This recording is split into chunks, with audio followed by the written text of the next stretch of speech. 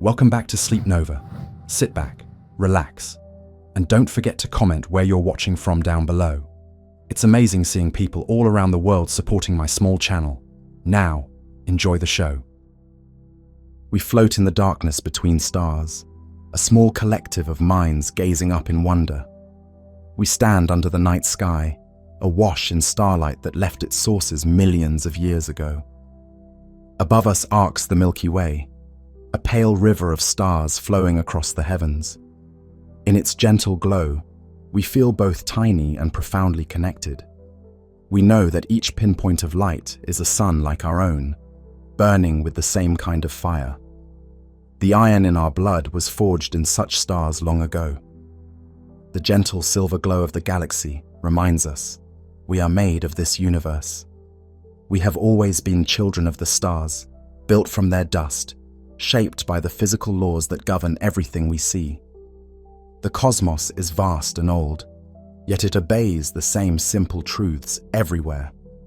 The same chemistry that lets us breathe traces across the spectrum of distant suns. The same gravity that pulls an apple to Earth binds the swirling arms of distant galaxies. There is an eerie harmony to it all, as if the universe knows how to stay consistent with itself. We share this cosmic stage with countless stars and at least as many questions. On a clear night, as we peer into the depths, we find order amid the chaos. Galaxies dance in clusters, bound by gravity's invisible web. Stars live and die, spreading heavy elements that will become new stars, planets, maybe life. There are fundamental numbers, the strengths of forces, the masses of particles, the speed of light, that seem precisely tuned to weave this cosmic tapestry. If the forces of nature were only slightly different, perhaps atoms could not hold together, or stars could not shine long enough for life to arise. But here we are, in a universe that lasts billions of years, with stars that furnace the elements of life, and a planet just temperate enough for us to ponder it all. It's a breathtaking balance. In the grand cosmic darkness, the laws of physics serve as a steady beacon, guiding the formation of everything from the smallest atom to the largest galaxy. Our universe appears to be a harmonious whole, governed by elegant rules that we have only begun to decipher. Under this starry dome, it's natural to feel that our universe is complete unto itself. For generations, we've used the word universe to mean all there is, the totality of existence, everything that ever was or will be. We have believed, as Carl Sagan once poetically intoned, that the cosmos is all that is, or ever was, or ever will be. Our ancestors saw the stars as eternal and unchanging lanterns in the firmament. Today we know those lights are distant suns, but we still assume the collection of them, the universe, is the ultimate container of reality. It contains us, our planet, our galaxy, and all the far-flung galaxies we observe. It's immense beyond our imagination. Hundreds of billions of galaxies, each with billions of stars, spread across space that has been expanding for nearly 14 billion years since the Big Bang. Standing in the hush of a midnight landscape, seeing the infinite stars overhead, we are tempted to think this is everything, that beyond the glittering boundary of what we can see, there is only endless darkness. And yet, a question quietly rises, like the soft glow of pre-dawn. What if this isn't all there is? What if the magnificent expanse we call our universe is only one drop in a much grander cosmic ocean? As we let our eyes drift across the sky, we cannot help but wonder. We humans have had to expand our perspective many times before. Once, we thought our Earth was the center of everything, until we learned it is one planet among many orbiting the Sun. Then we thought our Sun was unique, until we found it is one star among billions in the Milky Way. We believed our galaxy to be the entirety of creation, until other galaxies were discovered, filling the universe in every direction. Each time, we've had to surrender a bit of our cosmic self-importance and accept that the universe is bigger and more varied than we knew. Now, a new revolution in thinking may be upon us, the idea that our entire universe might not be the only universe. Perhaps it is we who are in a bubble, one realm among countless others. The word universe, meaning everything, might itself be too limited.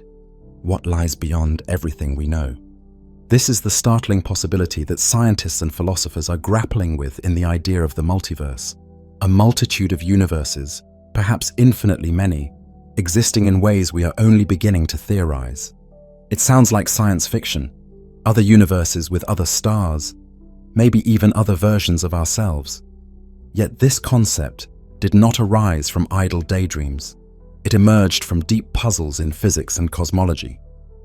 As we peer closer at the fundamentals of our universe, its origin, its laws, its quantum underpinnings, we find hints that our cosmos might be just one of a far larger collection.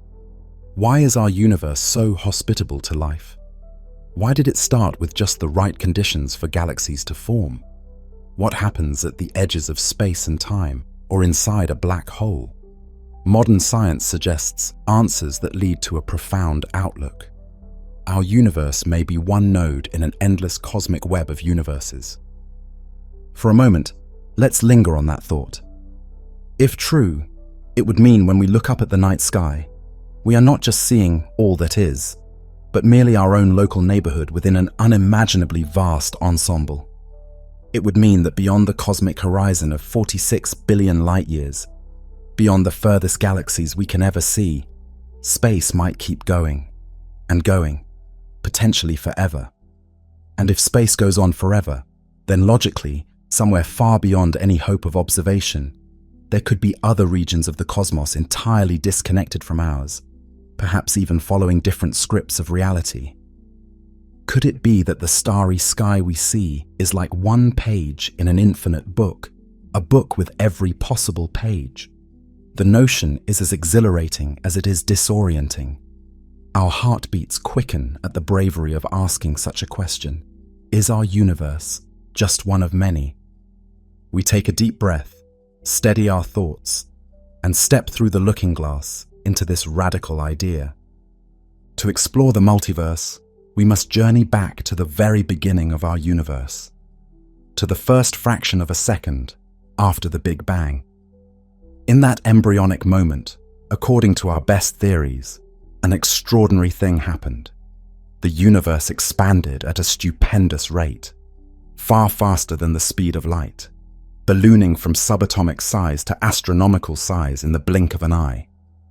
We call this event cosmic inflation. It's a powerful idea developed in the 1980s to solve several riddles about the early universe. Why is the cosmic microwave background, the afterglow of the Big Bang, almost the same temperature everywhere we look?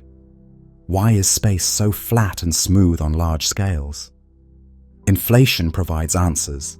A burst of exponential expansion stretched the young universe, smoothing out irregularities and flattening space, much like inflating a crumpled balloon. When we look at the sky today, the uniformity we see in the afterglow is the fingerprint of that inflationary era. The evidence for inflation has grown persuasive. Subtle patterns in the microwave background radiation and the distribution of galaxies align with what inflation predicts. It's not proven beyond all doubt, but most cosmologists have embraced inflation as a key chapter in our cosmic history. Yet inflation, in solving old mysteries, opened a door to an even grander possibility. The very equations that describe inflation imply that it may not have been a one-time event that neatly began and ended everywhere. Instead, inflation could be an ongoing process, still happening in distant regions beyond our view. The idea is called eternal inflation, and it works like this. Quantum fluctuations in the infant universe meant that different parts of space ended inflation at different times. Our entire observable universe is thought to be one pocket, one bubble, where inflation stopped and normal expansion took over, allowing matter to coalesce into galaxies and stars. But elsewhere, beyond our bubble, other regions might still be inflating or have inflated at different rates, budding off their own bubbles of space-time. In this picture, the Big Bang isn't a unique event. It's happening over and over in a vast inflating background. New universes, bubble universes, are constantly being born like foam on the crest of an endless wave. Imagine the multiverse as a great cosmic foam, with bubble universes instead of soap bubbles. Each bubble is a self-contained universe, rushing outward, separated from its siblings by regions of still inflating space that stretch faster than light, preventing the bubbles from easily colliding or interacting, though perhaps occasionally they might, like bubbles bumping in a bath. Our universe would be just one bubble in this frothy sea. Inside our bubble, we see the aftermath of our own Big Bang. We see galaxies flying apart as space expands, but our bubble has an edge beyond which we cannot see or travel. And beyond that edge, more bubbles, more Big Bangs, more universes. Inflation never completely ends. It keeps spawning new universes indefinitely, some perhaps even infinitely far away. This concept transforms the Big Bang from the beginning of everything to the beginning of our local universe, one patch amid an eternally growing mosaic. We find ourselves no longer at the center of the stage, not even the only stage. We are on one island, in an infinite cosmic archipelago. In this scenario, space itself is unimaginably vast, possibly infinite, and carved into domains, bubbles, each a cosmos in its own right. What would those other universes be like? They might be broadly similar to ours or wildly different. Some could be almost empty, inflation ending in them in such a way that few particles condense, barren voids with no galaxies. Others might be dense and violent, collapsing in on themselves or never cooling enough for stars. Crucially, the laws of physics might be different in each bubble. This isn't just speculation. It arises naturally when we combine inflation with another leading theory in physics, string theory. String theory attempts to unify all forces of nature by positing extra dimensions of space and tiny vibrating strings as fundamental ingredients. It's a bold, mathematically rich framework. One striking feature of string theory is that it doesn't predict a single unique outcome for the properties of our universe. Instead, it seems to allow a vast number of possible worlds, each corresponding to a different way the extra dimensions can be curled up or the strings can vibrate. Physicists call this huge range of possibilities the string theory landscape. Estimates suggest there could be on the order of 10 to 500 different self-consistent universes in this landscape. A number so huge, it defies comprehension. That's a 1 followed by 500 zeros, an astronomically large number of possible universes. If string theory's landscape is real, our universe is like a tiny oasis in a desert of possibilities. Why did we get this particular set of physical constants and not another? For decades, scientists hope to find a principle that picks out exactly our universe from the myriad possibilities, some fundamental reason our cosmos had to be the way it is. But so far, no such principle has been found. Instead, an idea gained traction. Maybe all those possible universes exist somewhere in the multiverse, and we find ourselves in this one because, out of the spectrum of possibilities, this is one of the rare universes where conditions allow observers like us to arise. This line of thinking is known as the anthropic principle, specifically applied to the multiverse. It says, consider that we can observe this universe. That simple fact biases what kind of universe we should expect to observe. We couldn't exist in a universe where, say, gravity was so strong that the universe collapsed in a second, or so weak that no stars formed. We couldn't marvel at the stars in a universe with no stars. So perhaps there are countless universes with varied physical constants, and naturally, we find ourselves in one of the Goldilocks universes. Not too hostile, not too sterile, but just right for life. This isn't a teleological or mystical argument. It's a kind of cosmic selection effect. Out of a multiverse of all sorts of universes, we, the observers, will only be in those universes that can support observers. It's a profound and somewhat unsettling idea. It means that many of the miraculous coincidences that make our universe habitable, the precise strength of the strong nuclear force, for example, which if slightly different would prevent stars from synthesizing carbon, or the value of the cosmological constant, the energy of empty space, which is so small that galaxies had time to form, might not be miracles at all, but simply one lucky ticket in a giant cosmic lottery. Our universe won the lottery of existence, allowing complex structures and life, but there were many, many tickets, universes, that were drawn. We naturally wake up in a universe that's a winner, because only winners get to have someone wake up and ask the question. This anthropic reasoning is controversial. Some scientists find it unsatisfying, akin to saying, "We're here because we're here." Others point out that it did make a successful prediction. Decades ago, physicist Steven Weinberg used anthropic arguments to estimate the cosmological constant's value, reasoning that if it were much larger, galaxies wouldn't form and we wouldn't be here. His estimate was on the right order of magnitude to what was later observed as dark energy. That gave some credence to the idea that perhaps our universe's properties are drawn from a random distribution of possibilities across a multiverse. So inflation gives us a picture of an ever-growing, bubble-populated multiverse, and string theory suggests each bubble could have different physics, forming a patchwork of realities. The multiverse as a cosmic quilt, each patch a universe with its own pattern. We might inhabit a patch where the forces and particles are tuned just so, while far off in another patch, the fundamentals might be shifted. Maybe that universe has heavier electrons, or a faster speed of light, or even different numbers of dimensions. It boggles the mind to consider the variety. Many of those universes would be dull or inhospitable.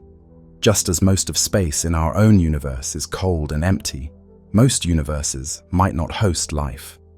But in an infinite ensemble, even rare conditions, like the specific mix that allows life, will occur infinitely often. Infinity has a way of making even the rarest outcomes inevitable somewhere. If space is truly endless and inflation eternal, then somewhere, right now, there are fantastical worlds. A galaxy where every star is encircled by habitable planets, or a universe where purple clouds of cosmic dust think thoughts. And also, scattered in the multiverse, would be countless worlds nearly identical to ours. In an infinite expanse, eventually the patterns of particles that make up you and me will repeat by chance. It's been estimated, in a straightforward infinite space scenario, that the nearest exact duplicate of our observable universe could be incredibly far, 10,118 meters away, a number so huge we can barely fathom it. But if space truly goes on forever, somewhere out there, that duplicate exists. And not just one, infinitely many. This isn't even invoking exotic theory. This is a consequence of simple infinity plus the finite ways particles can arrange. It's a mind-bending implication. The multiverse could contain other people who are, to all intents and purposes, you, living out every alternative history that could have befallen you. Before that notion makes us lose our grip, let's step back and approach the multiverse idea from a different angle. One that doesn't even require distant, unreachable corners of space, but might be unfolding right here and now, in tandem with our own lives. This brings us to the quantum realm, and to the many worlds interpretation of quantum mechanics.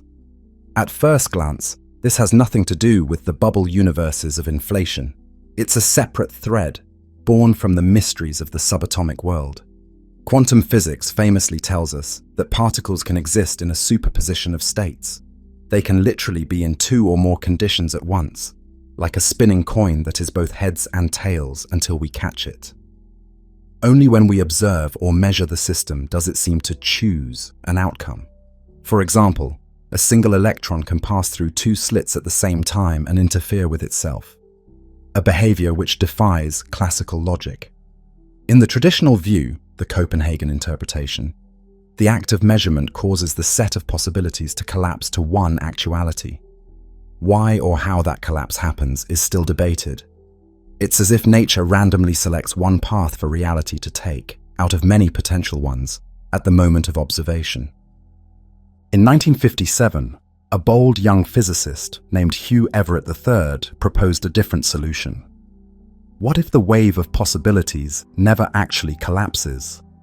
What if instead, at each quantum event, the universe splits into branches, each branch realizing one of the possible outcomes? In one branch, the electron went through the left slit. In another, it went through the right. When you measured it, you became split as well. One version of you seeing the electron here, another version seeing it there. Each version is real, but they exist in separate, non-communicating parallel worlds. At the moment of measurement, reality's timeline forked. According to Everett's Many Worlds Interpretation, MWI, this is happening constantly, all around us, at the microscopic level, and by extension, at the macroscopic level too, since every big thing is made of quantum particles. The entire universe is continually branching into countless parallel universes. It sounds like something out of a fantasy novel. Every decision, every chance event spawns a new world. But this idea is grounded in the same rigorous mathematics that makes quantum mechanics the most successful physical theory we have. Everett argued that if the equations say a particle can be in multiple states, maybe it truly is. And the only reason we experience a single outcome is that our consciousness follows a particular branch. Other outcomes play out as well, but we, this particular copy of us, only witness one. Another copy, another we, witnesses the other outcome, and neither version can interact or even know about the other after the split, because the whole universe's state has separated into non-interfering branches. Let's make this more concrete with a whimsical example. Suppose we flip a quantum coin, perhaps by measuring the spin of an electron, which has a 50-50 chance to be spin up or spin down, analogous to heads or tails. According to many worlds, when we check the result, the universe bifurcates. In one universe, we see the coin come up heads. In another universe, we see it as tails. In that moment, two versions of us emerge, each unaware of the other, each continuing forward, believing that our coin toss gave a definitive result. It didn't feel like a split.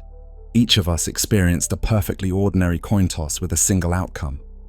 But collectively, the deeper reality now encompasses both outcomes. Extrapolate this to every quantum event everywhere. Atoms decaying, neurons firing, photons reflecting. The rate of branching is beyond colossal. Effectively, with each fraction of time, the number of parallel universes multiplies, containing every possible way events could have unfolded. By this view, the entirety of creation is a constantly splitting tree, with trillions upon trillions of twigs sprouting each instant, each twig a full universe with a distinct history. It's an almost overpowering picture. If it's true, then right now there are unimaginably many versions of you living out other lives. Most of those versions are nearly identical to you, differing maybe only in what you had for breakfast yesterday or whether you sneezed an hour ago. Some are more divergent, versions of you who pursue different careers, live in different cities, speak different languages. For every choice you've ever wondered about, what if I had taken that other job? What if I had said yes instead of no? There is, if Many Worlds is correct, a universe out there where you did exactly that. Even for outcomes beyond your control. What if the storm hadn't hit? What if my favorite team won the championship? The alternatives happened in other branches. It's a multiverse not separated by distance, but by decoherence in quantum phase space. A fancy way of saying, the worlds occupy the same space, but cannot interact after they split, like ghostly layers of reality that are intangible to one another. They're here, but out of reach, each as real as the one we know. The Many Worlds multiverse is different in character from the cosmic bubble multiverse, but they're not mutually exclusive. In fact, if both theories are true, every bubble universe born from inflation might in turn branch into quantum many worlds, creating a kind of nested multiverse, an ever-branching fern of universes sprouting off other universes. But even on its own, the quantum branching idea profoundly changes how we see our place in reality. We might say, in a way, that the universe is remembering every fleeting possibility by giving it its own world. Nothing is forgotten or discarded. No potential outcome is truly lost. If something could happen, it does, each in its own branch. This notion of parallel worlds has seeped into popular imagination through science fiction, but here we're discussing it as a serious interpretation of physics. Many worlds has gained more acceptance among physicists in recent decades, especially as it offers a straightforward, if extravagant way to make sense of quantum puzzles without requiring a special, ad hoc rule for observers. In many worlds, there is no mysterious wave function collapse. The wave function, the mathematical description of a system's possibilities, just keeps evolving smoothly. The collapse we perceive is simply us finding ourselves on one branch. In the grand scheme, the wave function of the cosmos contains all branches at once. From a bird's eye view, there is just one quantum universe, one multiverse, evolving deterministically, encompassing every possibility. From our limited frog's eye view inside one branch, we see randomness and choice, not realizing the other outcomes also came true, just not in our world. As mind-boggling as the multiverse of many worlds is, we must acknowledge it might be unprovable in the usual sense. The alternate branches cannot be contacted. They drift out of phase permanently. Similarly, the bubble universes from eternal inflation are separated by more space than light can ever traverse, so we cannot see or travel to them. Critics of multiverse ideas often point out that if these other universes are forever unobservable, can we truly call this science? It's a fair question. Proponents argue that if a theory that we can test, like inflation, predicts a multiverse as a natural consequence, we shouldn't ignore that prediction just because it is difficult to verify directly. We might find indirect evidence or at least consistency checks. For example, while we cannot see other bubble universes directly, they might have, in rare cases, collided with our bubble in the distant past. Such a collision could leave a subtle round pattern in the cosmic microwave background, a bruise on the sky. Physicists have actually searched our sky maps for hints of such bubble collisions. So far, none has been convincingly found. If one day a circular anomaly in the microwave background were detected, consistent with another universe grazing ours long ago, it would be a groundbreaking, if indirect, confirmation that we're part of a multiverse. Similarly, with many worlds, while we can't hop between branches, experiments in quantum physics, like interference experiments with ever larger objects, continue to validate that superpositions are real. Many worlds takes those results to their ultimate conclusion. As our theories develop, we might even find more than one reason to believe in a multiverse. It's intriguing that completely independent lines of inquiry, cosmology on the largest scales, and quantum physics on the smallest, both hint at universes beyond our universe. And string theory, operating at the nexus of quantum gravity, adds its own multiversal flavor with the landscape of possibilities. These ideas paint different portraits of the multiverse, but they could be facets of one grand truth. Perhaps our reality has layers, the vast physical multiverse of regions beyond our view, sometimes categorized by physicists as Level 1 and Level 2 multiverses, with Level 1 being just an extension of our space, and Level 2 being different bubbles with different constants. The quantum multiverse of branching outcomes, Level 3 in one classification scheme, and even the ultimate abstract multiverse of all possible mathematical structures, Level 4 in that scheme. That last one, the Level 4 multiverse, is a conjecture by cosmologist Max Tegmark that every self-consistent set of laws, every mathematical structure that could describe a universe, is realized as its own universe. In such an ultimate multiverse, not only are constants different, but the very laws and fundamentals could differ. Universes with different numbers of dimensions, or entirely different particles, or physics beyond our imagining. It's a speculative idea, bordering on philosophy. In the realm of all possibility, nothing is forbidden. If such a level 4 multiverse exists, our bubble of a universe is just one equation in the library of all equations. We mention this cosmic vision to acknowledge how far the multiverse concept can go. It's the broadest possible extension. Everything that can exist does exist in some universe. In a sense, it would answer the question, why is there something rather than nothing, by suggesting that nothing is just one option. But in the grandest multiverse, every option is instantiated. Thus, there is something, and indeed, everything. But even leaving aside that extreme level, the more grounded multiverse ideas give us plenty to ponder. Let's now gently descend from these theoretical heights and consider what it means for us if we truly live in a multiverse. How do we find meaning and identity in an existence where there may be countless duplicates of ourselves and innumerable worlds, with perhaps no obvious connection to ours? It can feel overwhelming, even disorienting, to contemplate that in the cosmic grand scheme, our entire observable universe, everything we've ever seen, might be a speck, and a redundant speck at that, one of infinitely many similar specks. It raises profound questions about significance, purpose, and uniqueness. One immediate question is about identity. We normally think each of us is a singular individual with a singular history. If the multiverse is real, especially the quantum many worlds multiverse or the infinite space multiverse, then there are other yous out there. Some are extremely close to you, differing perhaps only by a single thought or atom's position. Others diverged more significantly at some juncture. Are those people you in any meaningful sense, or are they merely separate individuals who happen to share your name and genetic makeup and memories up to a point? This isn't entirely abstract. Consider an analogy. Identical twins share nearly the same DNA and often a similar upbringing, but we still regard them as two persons.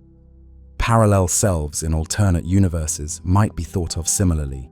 Each one is a unique person, even if at one time they were the same person. Before splitting or before diverging, conditions made them different. We might need to rethink what we mean by self.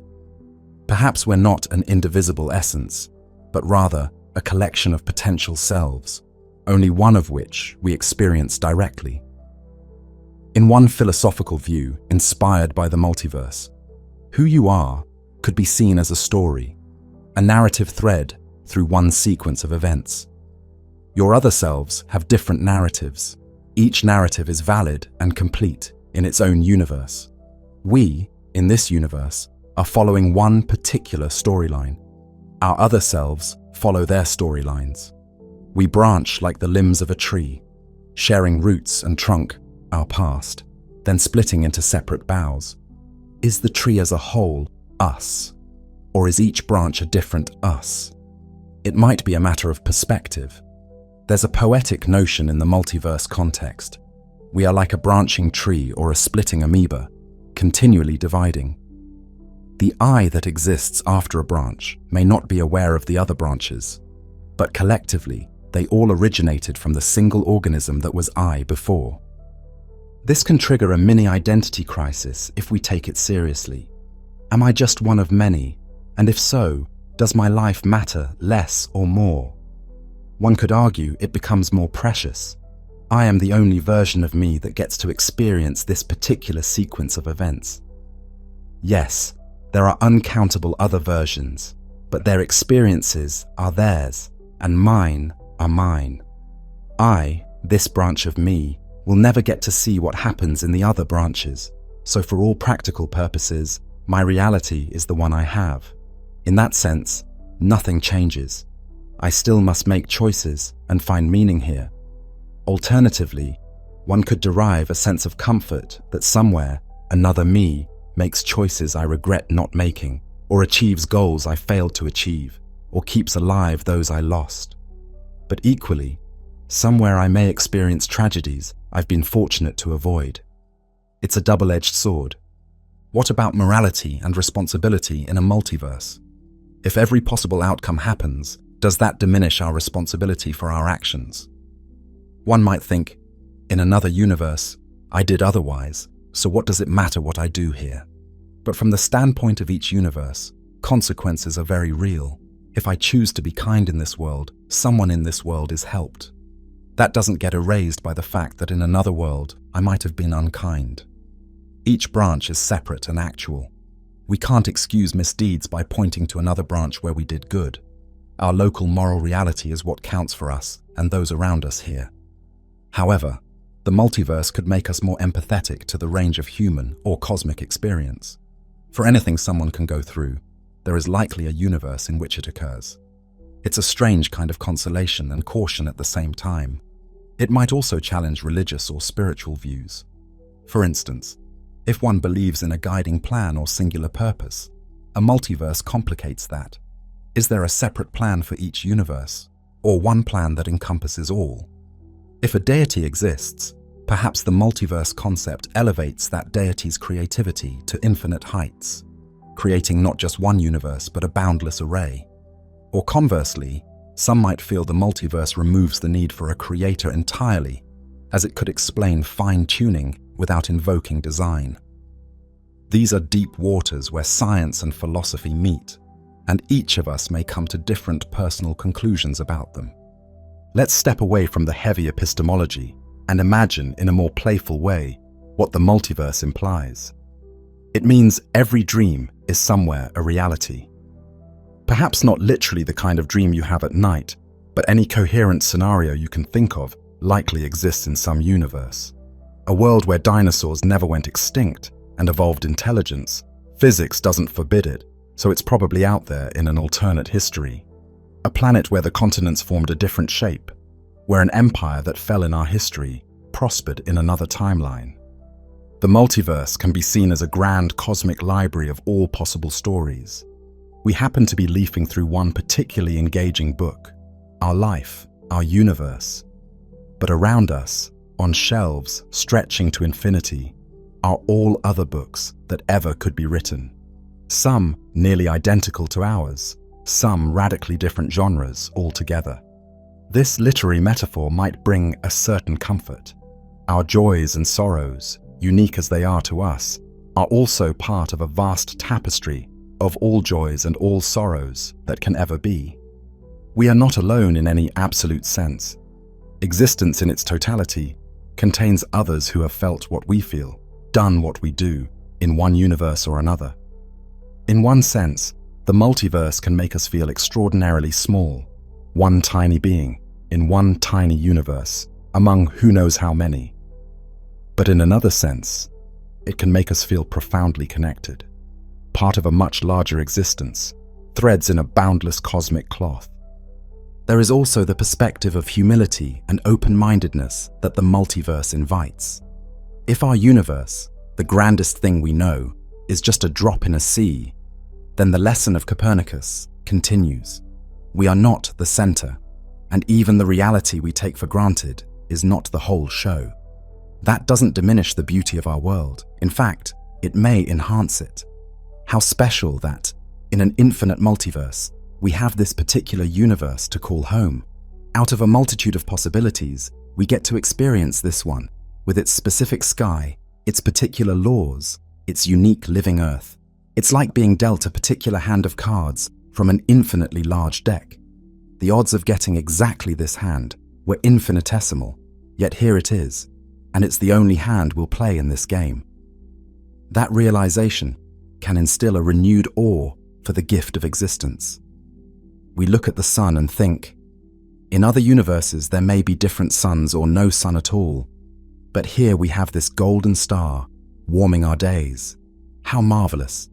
We taste a peach or listen to a melody and realize this experience might be rare in the grand ensemble of universes. What a privilege to be among the beings who can taste and listen. As we near the end of our journey through the multiverse, we find ourselves returning to where we began, under the canopy of stars, but with our minds expanded and our hearts contemplative. What have we learned?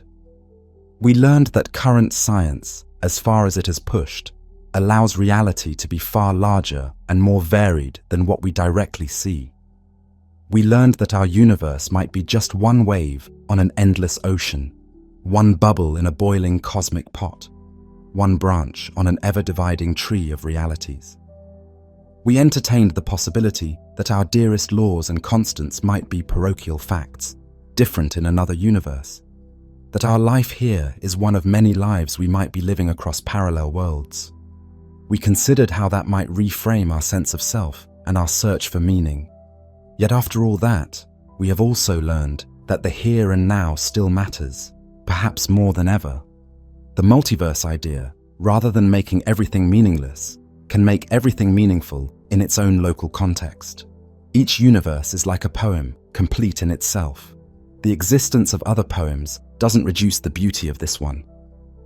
Our narrative, the story of us in our universe, is still unique to us. We remain the authors of our choices and the caretakers of our world. If indeed the cosmos is remembering every possibility through the multiverse, then living our lives authentically is our way of contributing to that cosmic memory. We are the universe, or multiverse, experiencing itself in one of myriad forms. There's something profoundly poetic about that. It suggests a unity behind the diversity. Just as millions of cells make up one organism, perhaps countless universes all exist within one overarching reality. We might never observe those other universes, but through science and imagination, we can feel a sense of their presence. In a way, contemplating the multiverse brings us a sense of companionship in the cosmos. The vast loneliness one might feel, thinking of how empty most of space is, could be alleviated by imagining that beyond our horizon are other universes brimming with their own wonders. Some might harbor life, minds, civilizations, utterly alien or perhaps oddly familiar.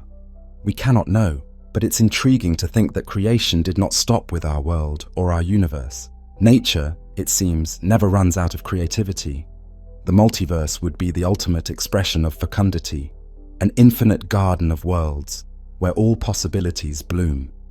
Now, as we let these ideas settle, we might worry, will we ever be sure the multiverse is real, or will it remain forever a tantalizing hypothesis?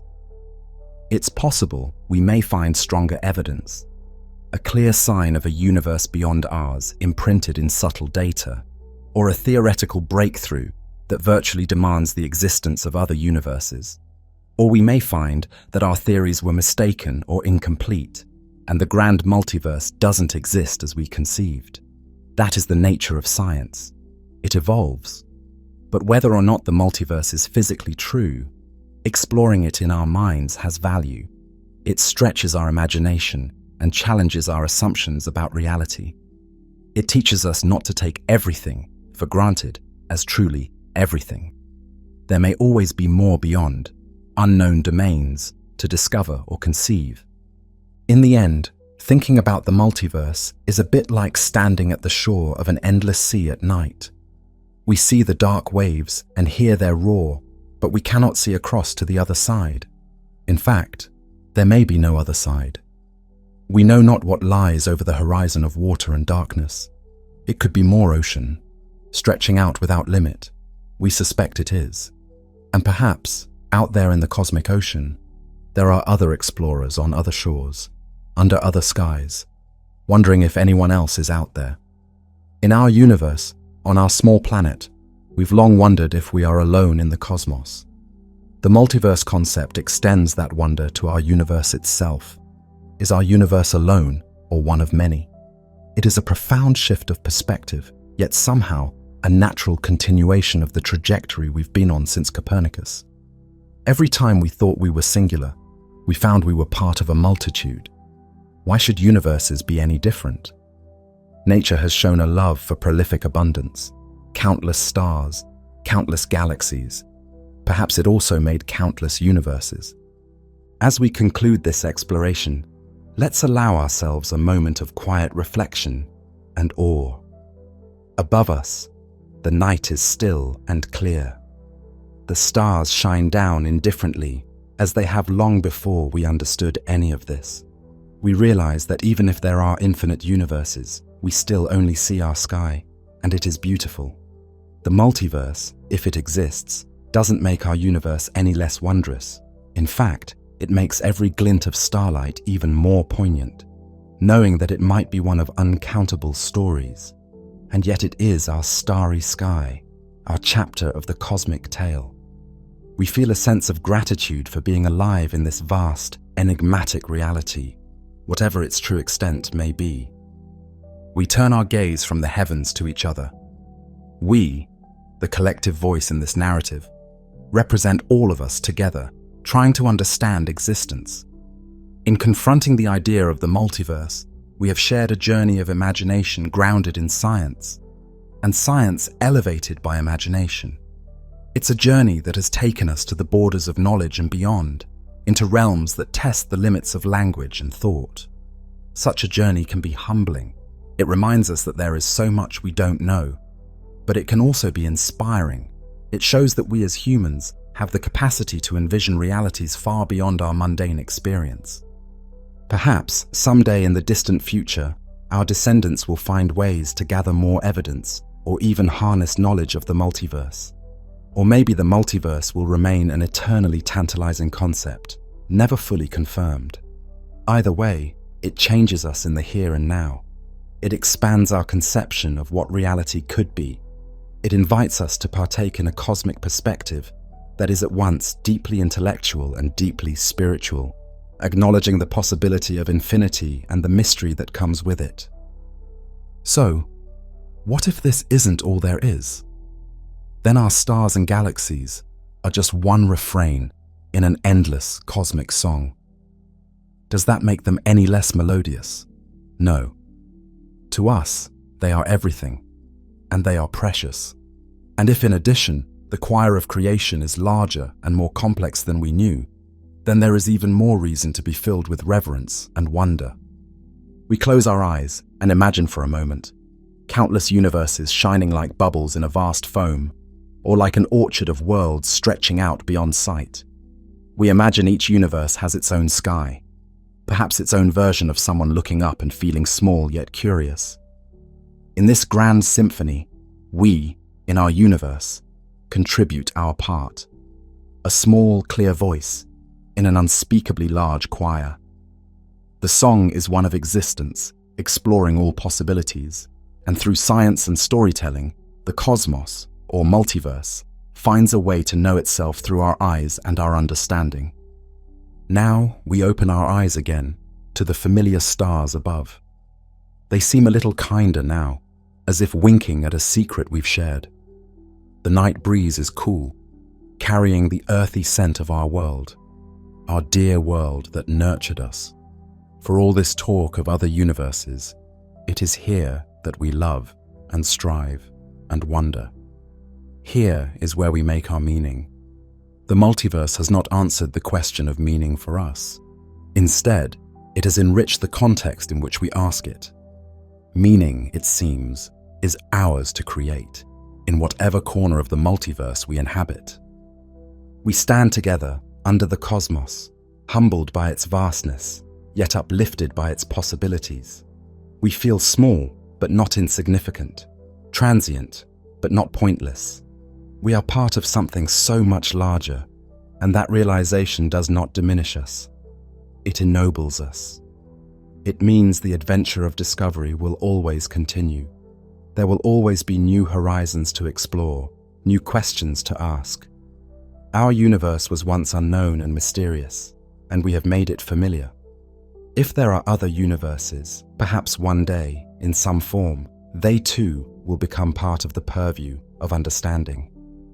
Until then, we carry the torch of curiosity forward, illuminating what we can and respecting the darkness of what we cannot yet see. In the multiverse of ideas, we have voyaged through reflections and dreams, through mirrors and branching streams of time. It's time now to gently return to our own world. We take one last, long look at the stars. The night is deep and silent. In that silence, there is a whisper of infinity. We sense the multiverse not as an abstruse theory, but almost as a presence, a silent chorus behind the curtain of reality, singing possibilities. And we, tiny though we are, sing along by simply living our lives and seeking truth. When dawn comes and the stars fade, we will go about our day, but perhaps with a renewed sense of wonder. Maybe we'll pause and think, the light of this morning sun could be rare in the multiverse. Let me feel its warmth with gratitude. The loved ones I speak to, the act of kindness I can do. In this universe at least, these matter immensely. The multiverse, if it exists, is not an escape from our reality, but a profound backdrop that can make our reality even more meaningful. As the first hint of morning glows at the horizon, we conclude our journey. We went seeking the multiverse and found that, whether or not it's truly out there, it has already expanded our minds. We end not with an answer, but with a feeling, the feeling of awe. Awe at the richness of the cosmos, awe at human ingenuity to even conceive of the multiverse, and awe at our own capacity to find meaning and connection in a possibly infinite expanse. Our story, the story of one universe awakening to the potential of many, becomes a kind of cosmic meditation. We step forward into the daylight, carrying this perspective with us quietly. The question, what if this isn't all there is, will continue to echo, inviting further exploration. And whenever we need to rekindle our sense of wonder, we know we can look up at the night sky, remember the grand vision of the multiverse, and feel that childlike spark again. In the face of eternity and infinity, we find not despair, but endless possibility. Our journey through the multiverse has been like traversing a hall of mirrors, each mirror reflecting a different face of reality. Now, back in our own mirror, our own universe, we smile, a small, knowing smile, because we glimpsed the hypothetical reflections and returned wiser. We carry within us the stories of myriad universes, and that makes the story of our universe all the more precious. In that spirit of appreciation and wonder, we conclude our exploration. The multiverse, real or not, has given us a gift, the gift of cosmic perspective. With it, we walk gently through our world, eyes open to the stars, hearts open to the unknown, and minds ready to embrace whatever truths the cosmos has yet to reveal. We are humbled, we are inspired, and above all, we are connected to each other, to our universe, and maybe, just maybe, to all universes. Space is silent. High above the clouds, beyond the reach of any breath of wind, there is an expanse unlike any on Earth. As you ascend beyond the blue sky, the air thins to nothing. The soft whisper of atmosphere falls away until all around you is an endless black. This is space, not an empty void, but a new kind of place, a vast expanse defined by the absence of what we take for granted. Without air, there is no sound, no gentle tone or rumbling thunder. Even a shout would vanish unheard. In this silence, your own heartbeat might be the loudest thing you perceive. Out here, a single breath of air is precious, contained within a spacesuit or a ship, a fragile bubble of warmth amid a limitless cold. Remove that protection for an instant, and the vacuum rushes in.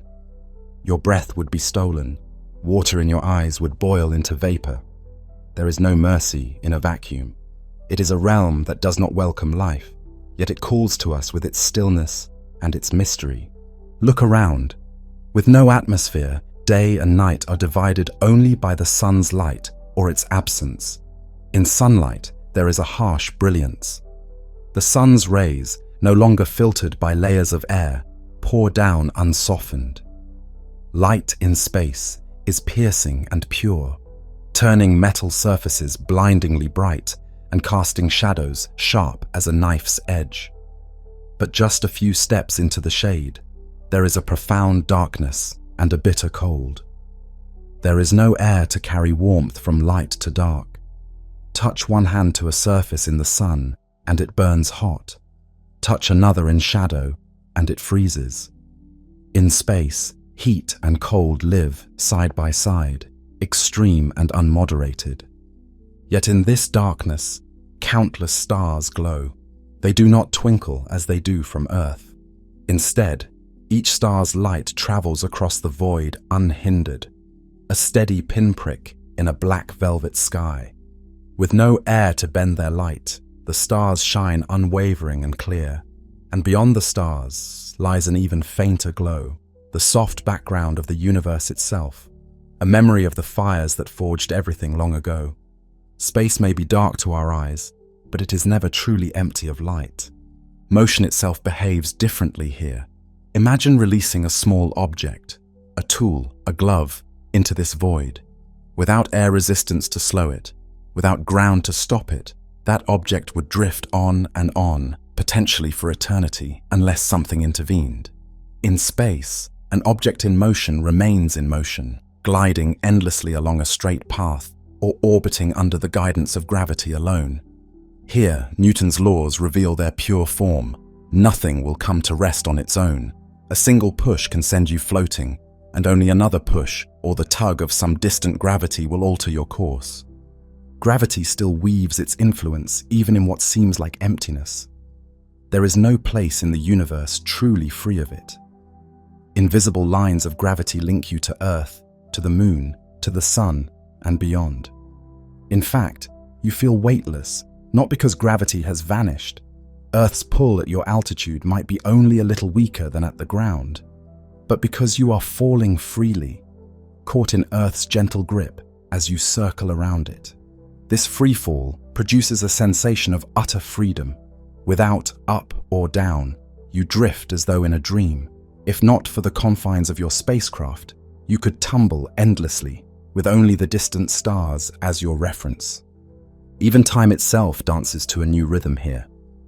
The presence of mass and gravity affects the flow of time, ever so slightly.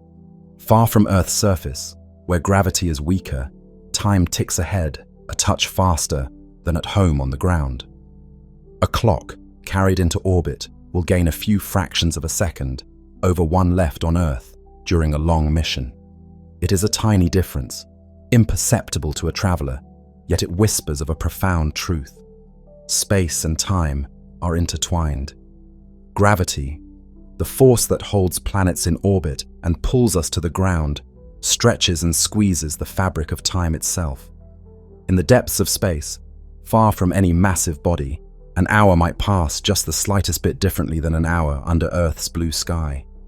All these conditions, silence, weightlessness, stark light and shadow, and the bending of time, define the environment of space.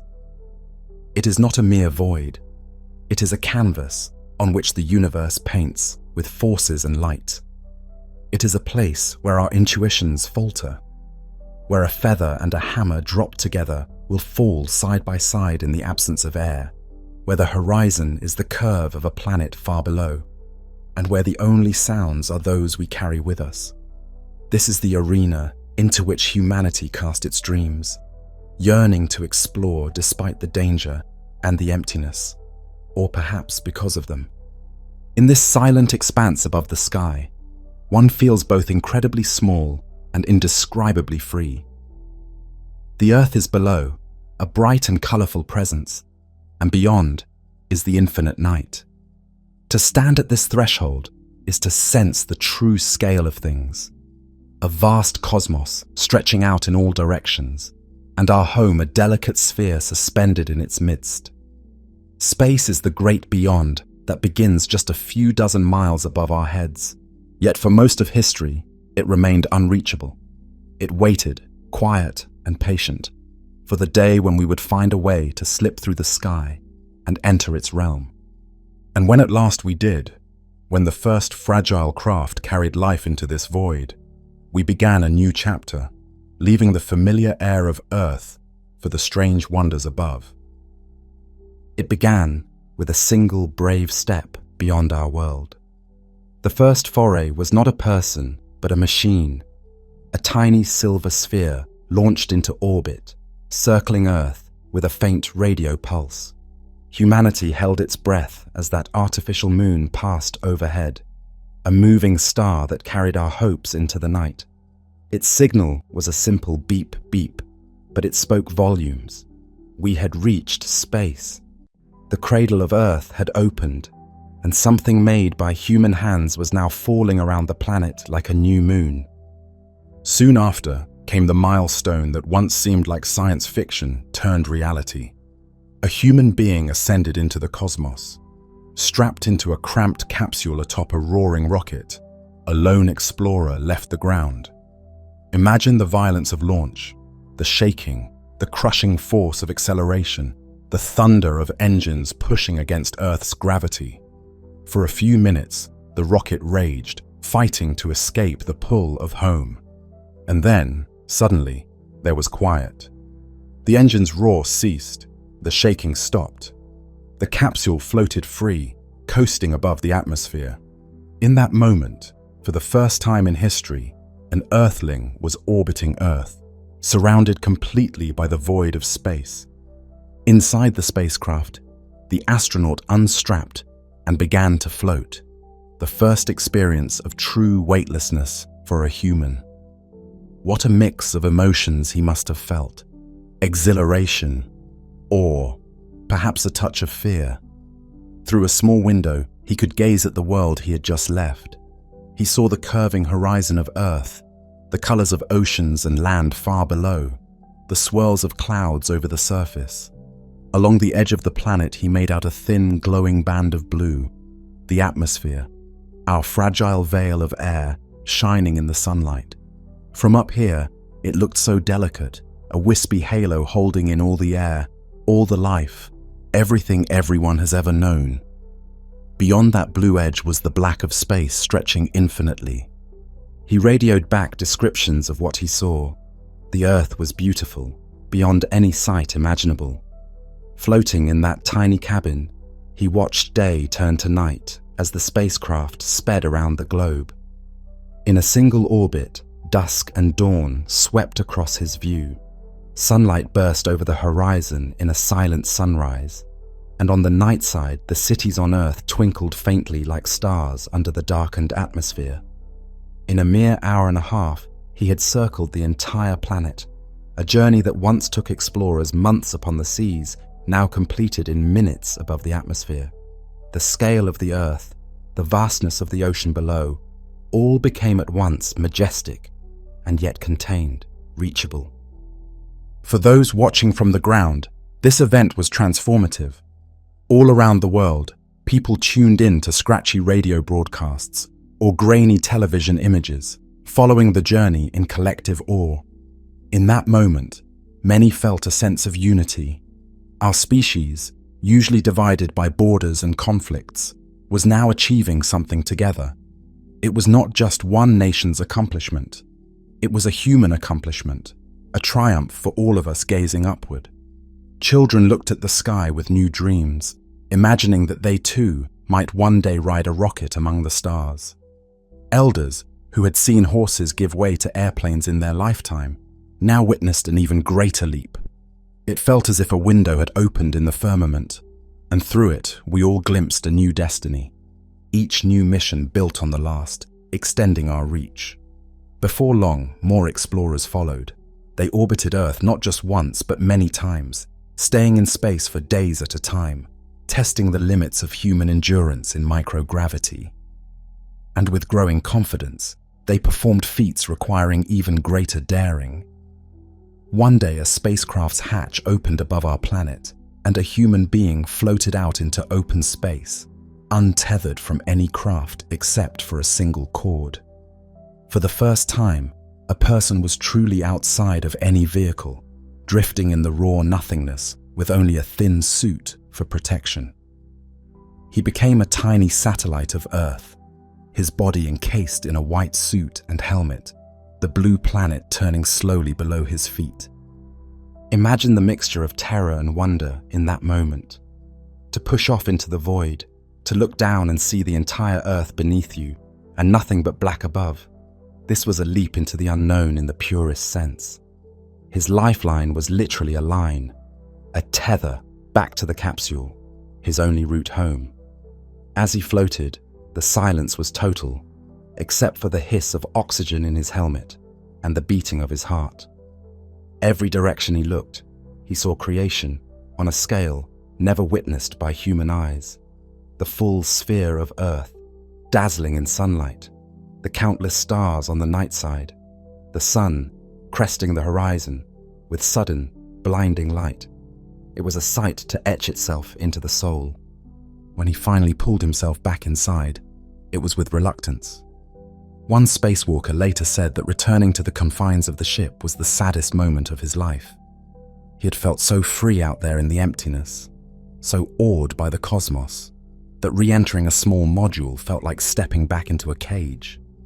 Such was the powerful draw of the open void and the perspective it granted. These early journeys beyond Earth were brief, hours or days, but their impact on our collective consciousness was immense. Those who went up returned as messengers, struggling to express how profoundly it moved them. They spoke of the spectacular beauty of Earth seen from above, of the thinness of the atmosphere, of the deep loneliness and extraordinary clarity one feels in space. Many struggled to put it into words, saying things like, "I wish I could show you the Earth as I see it. Perhaps then you would understand why we must cherish it." Seeing our planet as just one small, borderless globe adrift in the dark had fundamentally changed them. No borders were visible from space, only the continents and oceans, wrapped in a single shared blanket of air. One astronaut described Earth as a shining oasis in a vast darkness. Others noted how small it looked, and how everything we fight over seems meaningless when viewed from thousands of miles away. This shift in perspective, often called the overview effect, hinted that leaving Earth was not just a technical achievement, but a philosophical one. It forced us to reckon with the unity of our species and the fragility of our home. With each mission, humanity's confidence grew. What began as tentative orbits soon turned into plans to venture further. Our eyes shifted to the moon, that glowing companion in our night sky that had beckoned for millennia.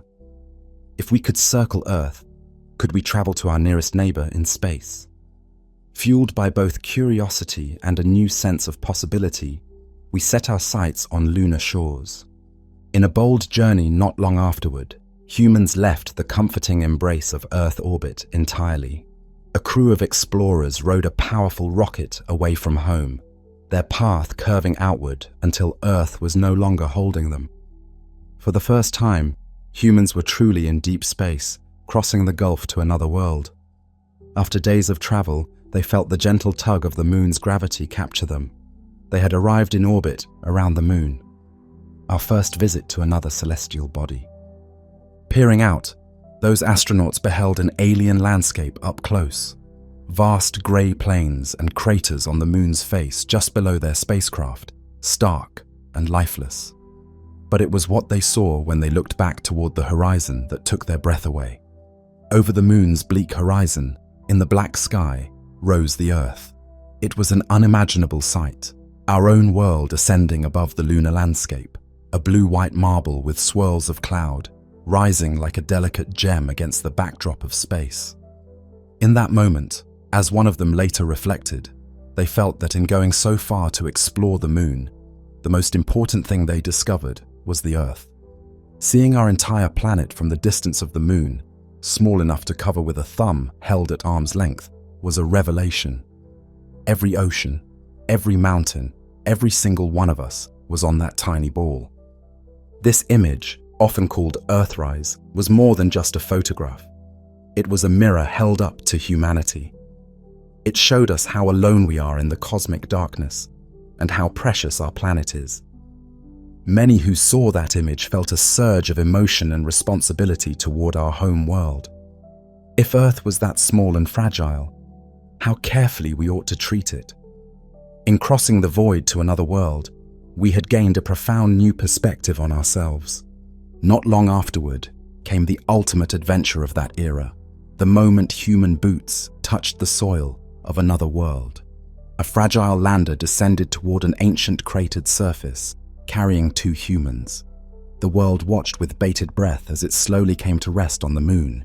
When the first astronaut stepped off the ladder and onto the moon's soil, he left a bootprint in the fine grey dust, the first mark of our species on an alien world. One small step, he called it. And indeed, it was small in distance, a couple of feet down a ladder. But in that instant, human civilization expanded beyond Earth for the first time. We became, in a sense, a multi-world species. It is hard to overstate the magnitude of that moment. Through the astronaut's eyes, the landscape was eerily familiar, yet utterly alien. The ground was solid beneath them, yet this world had never known life, or sound, or liquid water. The sun shone fiercely, but against a pitch-black sky sprinkled with stars. There was no air to scatter light or color the heavens. The horizon was much closer than on Earth, curving noticeably only a few miles away, making the terrain feel strangely confined, like standing in the middle of a great shallow bowl. Everywhere they looked, desolation, grey dust, rocks of all sizes, and craters upon craters stretching to the horizon. And above it all, Earth hung in the sky, large and blue and marbled with white clouds. It was so bright and colourful compared to the monotone ground on which they stood. On the moon, the only sounds were those carried internally: the hiss of oxygen in the suit, the thump of one's own heartbeat, the crackle of the radio linking them to each other and to Earth.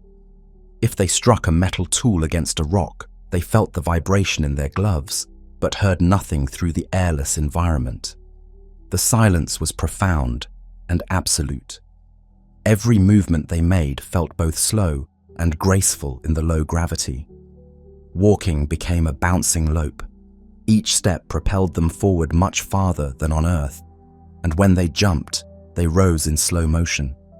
They discovered they could leap quite high with little effort, but also that without air resistance or strong gravity to help them regain balance, even a gentle stumble could turn into a slow tumble. They fell a couple of times, landing with a light puff of dust, unhurt, and giggled at the absurdity of falling in such slow balletic motions. Their footprints formed a trail as they moved about, crisp impressions molded in powdery regolith. Because there is no wind or rain on the moon, those prints might remain for millions of years. Every step was literally inscribed into lunar history. They proceeded with caution and curiosity, aware that they were strangers in a hostile environment. Their white suits, bulky with life support systems, stood out against the grey like ghosts wandering in a silent dream. Above their heads, golden visors shielded their eyes from the unfiltered sunlight. Behind those visors, their eyes were wide, taking in the marvel of every rock and crater. Each stone they picked up was likely older than any living thing on Earth. Each hill was shaped by impacts eons ago. They trod carefully, almost reverently, on this primordial ground. Mingled with awe was a sense of duty and discovery. These astronauts were not just explorers, but scientists and ambassadors of all humanity. They began to collect samples of the lunar soil and rocks, scooping and hammering and bagging pieces of the moon to take home. The soil was like fine charcoal grey powder, clinging to everything, even to their suits, due to its texture and the static charge from the sun's radiation. It smelled faintly of burnt gunpowder when they later took off their helmets, a curious detail they noted. They deployed instruments, a seismometer to listen for moonquakes and meteor strikes that would reveal the moon's inner structure, and a laser reflector that would allow precise measurement of the distance between Moon and Earth for years to come. Each task was performed deliberately. Movements that would be simple on Earth took more time here. Handling tools while wearing pressurized gloves was clumsy, and the lack of weight could be both a help and a hindrance. A heavy hammer swung easily, but when they tried to drive a core tube into the ground, they had so little weight to push down with that it was tricky. They worked around these challenges with ingenuity and patience. From time to time, they paused and simply looked around. Imagine standing on the moon with them, an aching emptiness all around under a black sky. No sound, no breeze, just the sharp contrast of light and dark. In sunlit areas, the ground was glaringly bright. In shadows, it was inky black, as the sunlight does not scatter. The temperature contrasts were extreme. Their suit's exterior in the sun was hot, while parts in shadow were freezing. But the suits kept their bodies comfortable, a bubble of earthly climate strapped to their backs. They glanced up at Earth frequently. It was comforting and jarring at once to see that distant sphere, their home, hanging above the horizon, alive with color and motion, in stark contrast to the dead world under their boots. Earth appeared about 4 times the size the moon looks from Earth's sky. They could make out white swirls of clouds, blue oceans, the brown-green of land masses. Knowing that everyone they had ever known was on that tiny globe overhead filled them with a profound sense of connection and also of loneliness. They were farther from home than any humans had ever been, and yet never had home looked so beautiful. Back on Earth, nearly 1 billion people watched or listened as humans explored the moon. Cities paused as people crowded around television sets in shop windows, school auditoriums, and living rooms. When the astronauts spoke from the moon, so many listened that some later said you could walk down a street and not miss a word, as the broadcast echoed from house after house. Seeing fellow humans on another world struck a chord deep in everyone. In many languages and many nations, prayers, cheers, and tears flowed simultaneously. For a short while, humanity was united in awe and aspiration, living through the footsteps of a few. The explorers left on the moon certain tokens of humanity, scientific instruments, and flag they carefully planted and propped up to appear as if waving, and a plaque on the lander's leg with a simple message of peace and all humanity. They recognized that their achievement belonged to all people of Earth. They spent a few precious hours on the lunar surface, fulfilling their duties and satisfying a bit of their own curiosity. All too soon, it was time to depart. They had to return to their lander and prepare to leave this quiet world. With them, they carried bags of lunar rock and dust, the first samples ever collected from another planetary body, treasures that scientists would study for decades. But something else intangible would return with them, a new perspective, a new chapter in human experience. Before climbing the ladder back into the module, one astronaut paused and looked out at the horizon one last time. He imagined future travelers standing where he stood, perhaps building habitats, perhaps even being born under that black sky. He knew that although they must leave now, humanity would likely return, driven by the same wonder that brought them here. The ascent module's engine fired, and in a burst of smoke and spark, it rose from the moon, leaving the lander's base and those iconic footprints behind. As the astronauts ascended to rejoin their colleague orbiting above, they watched the dusty surface fall away beneath them. Through a small window, they saw their landing site shrinking, the flag and experiments now mere dots, their own tracks indistinguishable. An entire world, which moments ago surrounded them, had now become a landscape below, and soon would be just another feature on the moon's face. They rendezvoused with their orbiting mothership, transferred the precious samples and themselves aboard, and bid farewell to the moon. The journey home was quiet and contemplative.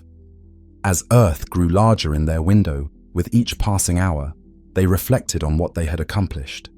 They were tired, exhilarated, and forever changed by the experience. They had stood on the dust of another world and gazed back at the entirety of humanity's home.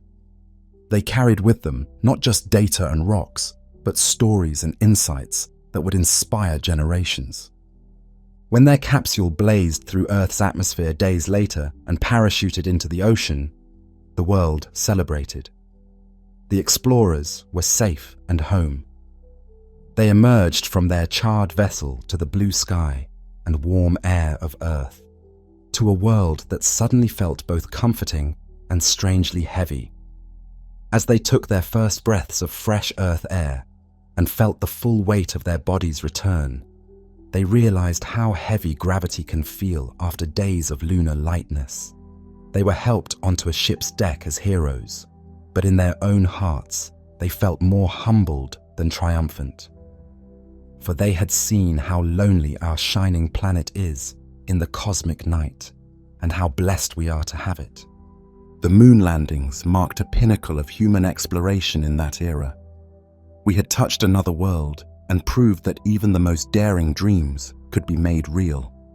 Beyond the scientific discoveries, learning that the moon shares a common origin with Earth, that it is lifeless and ancient but holds clues to our own planet's history, there was a shift within us.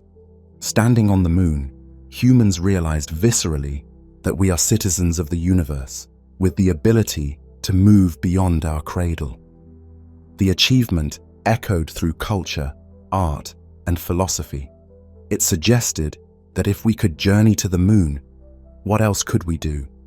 And it begged the question, where shall we venture next?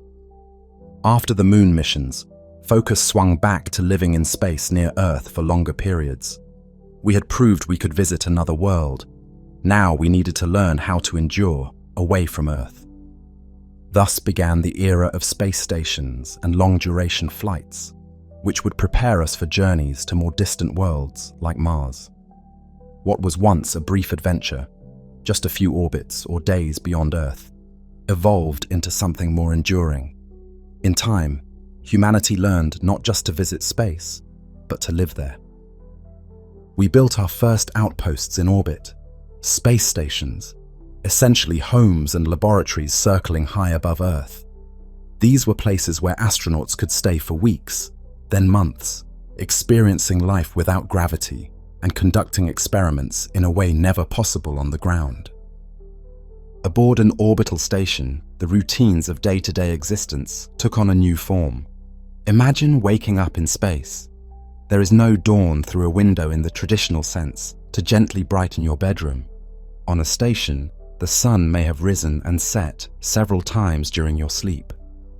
Orbiting Earth every 90 minutes, the station experiences about 16 sunrises and sunsets each Earth day. To keep their sanity and health, astronauts impose an artificial rhythm. They follow a 24-hour schedule, much like on Earth. Morning is declared by the clocks, not by the sky. The crew wakes at what would be morning back home, even if outside their window the sun might be blazing or the stars might be visible. The first tasks are simple things made strange by weightlessness. An astronaut unzips her sleeping bag that is tethered to the wall of a small crew cabin. She doesn't climb out of bed, she floats out. All night she has been gently strapped in place. Otherwise she might have drifted around the module in her sleep. In microgravity, there is no up or down, so she might have slept upright or upside down relative to how a room is oriented. Her body doesn't mind. She feels rested, though some crew members say sleep in space can be fitful until one gets used to the constant background hum of fans and the lack of the usual weight on your body. In space, your spine stretches a bit without gravity, and you wake slightly taller than when you went to bed. She moves through the station by pushing off with a fingertip, gliding down the corridor like an underwater swimmer. Every surface is usable. What would be a ceiling on Earth can serve as a floor or wall here. Floating and maneuvering in microgravity becomes second nature after a few days. Astronauts learn to orient themselves any which way. One crew member might hover sideways, another upside down as they chat, hardly noticing the difference. Morning hygiene requires ingenuity. There is no shower to step into. Water in 0G would not obediently flow down into a drain. Instead, she uses a damp cloth and no-rinse shampoo to wash her hair, which fans out in all directions without gravity to make it lie flat. A blob of water squeezed from a pouch floats in front of her, like a quivering liquid pearl, until she catches it on the cloth. She brushes her teeth with edible toothpaste because spitting is tricky when everything floats. Every drop of water is precious, so the moisture from her breath and sweat will be captured by the life support system, filtered and turned back into drinking water. Even the simple act of using the toilet is an elaborate process. A special seat and a gentle airflow to guide waste where it needs to go. It's perhaps not the most poetic aspect of life in space, but a vital one that pioneers have mastered with clever engineering. After dressing, tugging on fresh clothes is easier when you don't have to balance. She drifts to the galley for breakfast. Meals in space are often stored in packets, some dehydrated and needing a bit of hot water added, others ready to eat in pouches. She might have scrambled eggs rehydrated from powder and coffee, sipped through a straw from a sealed bag. Without gravity, she can't pour coffee into an open cup. It would break into floating globules. In fact, liquids and food crumbs can be a nuisance, drifting away and potentially getting into equipment, so everything is carefully contained. The crew velcros their food packages to a table or snaps them into place so they don't float off while eating. If a stray morsel does escape, someone will snag it out of the air before it wanders off like a tiny lost planet. Once breakfast is done, the astronauts get to work. A space station is both home and laboratory, and every day is filled with scheduled activities. They might begin by checking on experiments that ran overnight, perhaps a chamber where crystals are growing larger and more perfectly than on Earth, or a small greenhouse where plants stretch their leaves in microgravity to see how they develop. In another rack of equipment, there could be living cells multiplying in culture, or tiny aquatic organisms swimming in circles, all observed to understand how life responds without gravity's pull. Other experiments involve physics and materials, melting alloys to see how they mix without gravity's influence, or observing how fluids behave when they aren't pulled down by weight. On Earth, flames rise and flicker, but here, a flame forms a small blue orb, glowing steadily as it consumes oxygen in all directions evenly. The astronauts become the hands and eyes of scientists back on Earth, running these experiments and recording data. Maintenance is another crucial part of the day. A space habitat is a closed bubble that requires constant care. Filters need to be cleaned. Carbon dioxide scrubbers, which remove the CO2 the crew breathes out, need to be monitored. The water recycling system needs regular checks. They inspect equipment, tighten bolts, update software. Every so often, something might break, perhaps a pump or a circuit, and the crew springs into action to fix it with the tools and spares on hand. In microgravity, a dropped screw doesn't fall to the floor, it floats away, so they must be meticulous, keeping track of every component. Working in weightlessness has advantages too. A heavy panel that would normally require 2 people to lift can be moved with a fingertip push. But the lack of gravity can complicate tasks that on Earth are made easier by being able to brace your feet on the ground. Astronauts often have to strap their feet into footholds or use handholds to anchor themselves while turning a wrench so they don't push themselves away with each twist. Around what would be midday, they pause for lunch. They might gather near a window. Space stations are equipped with viewing ports to eat while gazing down at Earth. Imagine that view. Far below, the planet rolls past. One moment a broad sweep of ocean with sun glinting off the surface. The next moment coastlines and islands coming into view. Later in the orbit, perhaps deserts of deep red and orange slide beneath.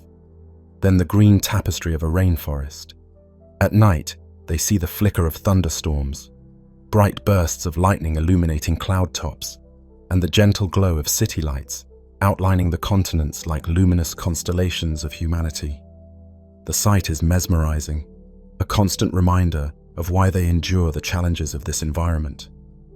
An astronaut might point out to her crewmates, "We're crossing over our home country now," and they all crowd the window for a moment, watching familiar lands drift by, tiny and silent from space. Discipline calls them back to work. The afternoon might include a video conference with mission control, Teams of people on Earth who support the mission, going over plans, troubleshooting any issues, and sharing news from home. Though far away, the crew is never truly alone. Radio waves keep them connected, and they can talk to engineers, family, or even school children by radio, carrying voices across the void. One crucial appointment each day is exercise. In microgravity, without the constant pull of Earth, the human body begins to weaken. Bones lose calcium, muscles shrink, and the heart doesn't have to pump as hard to circulate blood. To fight this, astronauts must work out rigorously, usually about 2 hours a day. Our astronaut changes into exercise clothes and moves to a special treadmill. She straps herself down with bungee cords to keep her feet on the belt. Otherwise, she would float away with each step. As she runs, sweat forms into droplets on her forehead. There's no breeze to cool her. A fan in the treadmill unit helps pull the moisture away. It's a strange sight, running while essentially being pulled to the machine, but it keeps her body strong. Others use a stationary bicycle with Velcro straps to hold their feet on the pedals, or a resistance machine that mimics weightlifting by using vacuum cylinders or elastic bands for force. This daily routine of sweating and strain is vital. Without it, returning to Earth's gravity would be much harder on their bodies. Even with exercise, astronauts returning from 6 months in orbit often need help standing at first, and their bone density might be reduced. But the workouts significantly mitigate these effects and keep them healthy far from home. By late afternoon, the crew is wrapping up experiments and maintenance. They might record a brief video diary, documenting their experiences for scientists and for posterity. In the calm of evening, there's often a little free time. Perhaps our astronaut floats to the largest window, a cupola with panoramic glass, and simply watches. This is a favorite pastime of many who live up here, to gaze down at the planet, watching the dance of auroras at the poles, or the thin line of atmosphere glowing at sunset. In these quiet moments, it sinks in that they live in a place where day and night are a matter of perspective, and that below them billions of people go about their lives unaware of the silent station passing overhead. She might take photographs to share this view with people on the ground, capturing the gentle curvature of Earth, or the delicate veil of air encircling it. Some evenings, astronauts gather for a shared meal or a bit of leisure. They might play a guitar that's kept on board, strumming music that echoes softly through the modules. A gentle concert with no gravity, where the notes carry differently in the thin air. Or they might pull out a favorite book, reading while drifting comfortably in mid-air. Laughter still occurs in space. Jokes are told. Camaraderie is formed. They show each other family photos taped to the walls of their small sleeping berths, or play a quick game of cards using Velcro patches to keep the cards from escaping. They celebrate birthdays by baking in a small food warmer, a special treat, or by sharing a pouch of dessert sent up from Earth. The station might be far away, but human culture and warmth travel with the crew. Finally, it's time for night on the station. The sun may still rise again soon outside, but the crew follows the agreed schedule to maintain their circadian rhythm. They close the shutters on the windows to dim the interior and turn down the lights. Each astronaut retires to their personal little cabin or sleeping nook, a closet-sized compartment just big enough for a sleeping bag, a laptop, and a few personal items. Our astronaut slips into her sleeping bag and zips it up, attaching a couple of straps that prevent her from drifting out of place. She might listen to some calming music or write a few lines in a journal about the day. Then she turns off her lamp. In the darkness, she is weightless. There is no bed to press against her. She floats in a gentle embrace of the sleeping bag. It can feel like drifting on a cloud. If she peeks out through a small window before closing her eyes, she might catch a glimpse of Earth's limb, illuminated by moonlight, or a field of stars not blinking, steady and cold. As the station moves along its perpetual orbit, the astronauts aboard slip into slumber one by one. Their bodies rest, still gliding around Earth at thousands of miles an hour. The rhythm they follow is of their own making, a harmony between human life and the mechanics of an orbital path. Outside, the universe remains silent and dark, but inside, there is the soft sound of breathing and the whir of fans. A reminder that even here, in the domain of vacuum and stars, humans have made a home. The routines of space, both extraordinary and strangely routine, carry on. And as one day in space ends, another is already beginning, with the sun rising once more beyond the shutters, ready to greet the crew when they wake. Living in orbit became almost ordinary in its miraculous way.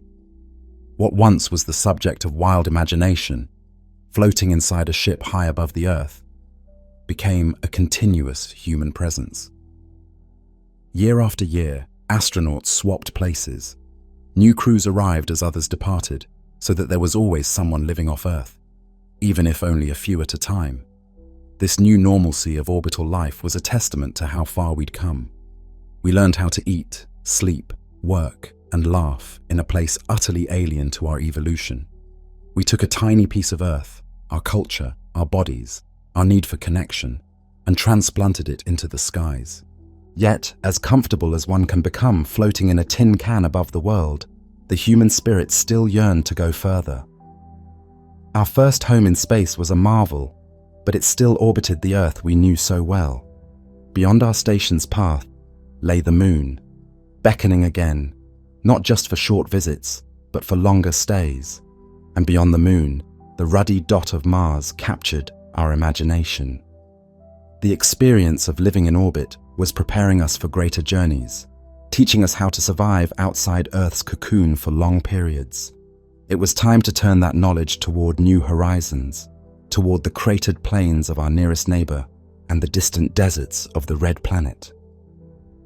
The moon, goal of ancient dreams and recent triumphant footsteps, began to draw our focus once more. This time, the aim would be not just to land briefly, but to stay. Humanity's first outpost on another world, a lunar base, was envisioned on the not-so-distant horizon. Engineers and visionaries sketched plans for habitats on the moon's surface, perhaps near its south pole, where sunlight and shadow dance in useful ways. Sunlight to provide power on mountaintops that bask in eternal day, and shadow in nearby craters that harbor deposits of water ice in the dark cold. A treasure for life support and fuel. After the moon, Mars waited farther afield, the planet most like Earth in our solar system, yet still profoundly different and harsh. The idea of sending people to Mars, once just science fiction, started to take concrete shape in plans and prototypes. It was the next logical step, but a far more difficult one. Mars is so distant that a journey can take 6 to 9 months one way. The commitment would be enormous.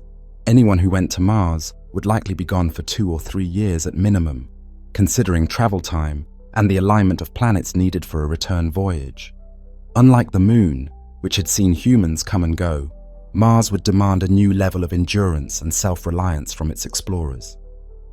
But before Mars, the moon was closer at hand to teach us how to live on a world beyond Earth. We can imagine the near future, a small cluster of habitats set up on the lunar surface, perhaps within the next decade or two. They might choose a site like the rim of Shackleton Crater at the moon's south pole, where the sun's rays provide constant light and energy for solar panels, and where just nearby in permanently shadowed craters there lies ice, frozen water, delivered by comets over eons. That water can be extracted and split into oxygen to breathe and hydrogen for rocket fuel, or simply melted and purified for drinking and farming. A lunar base would start small, maybe a few connected modules delivered by robotic landers, inflated or assembled on site by astronauts or automated machines before a crew moves in. The first crew might number only 4 or 5 people, akin to an Antarctic winter over team, living in close quarters under experimental conditions. They would test all the systems needed to keep humans alive and productive off Earth long term. They'd refine techniques for using the moon's materials to support themselves. For instance, crushing local rock, regolith, and melting or sintering it to form bricks, or extracting oxygen from the regolith, since lunar soil is rich in oxides, to add to their life support supply. Robots would likely assist them in building radiation shields, perhaps piling regolith over habitats, or filling bags or 3D printed blocks to stack into walls. Life in a lunar base would at once be novel and routine. The astronauts would wake in their habitat's small crew quarters, perhaps to the artificial tones of an alarm and the hum of ventilators. Through a small porthole or on an external camera feed, they might see the Earth eternally hanging on the horizon, shining blue and white. After breakfast, they don lightweight work suits for the comfortable pressurized environment of their base to do maintenance, checking the greenhouse plants grown under LED lights, or repairing a 3D printer that's churning out spare parts from lunar dust. Then, when it's time for an excursion outside, an EVA, extravehicular activity, on the moon, they would suit up in their bulkier vacuum-rated suits, pre-breathe oxygen to avoid decompression sickness, and step through an airlock onto the moon's surface. How different their routine would be from an Earth morning commute. Instead of getting in a car to drive on paved roads, they cycle an airlock, then perhaps climb into a small pressurized rover. With a colleague, they drive out across the powdery ground to a nearby crater where prospecting robots have indicated a high concentration of ice beneath the soil. They park and step outside, each footstep kicking up a little puff of dust in the 1/6 gravity. They drill into the soil, extracting a core sample to confirm the presence of ice. They deploy a device to heat and capture water vapor from the regolith, proving out the technology that one day could supply a full lunar settlement. As they work, they are conscious of being utterly dependent on their suits and each other. They speak occasionally over the radio, terse, calm communications about readings and safety checks, punctuated by long silences broken only by the sound of their breathing.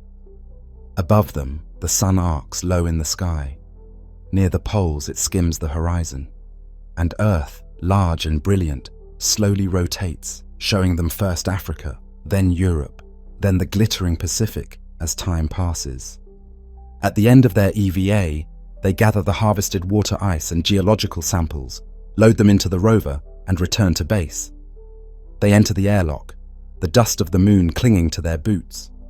They've set up a sort of mud room, antechamber, where they use brushes and vacuums to try to remove as much dust as possible.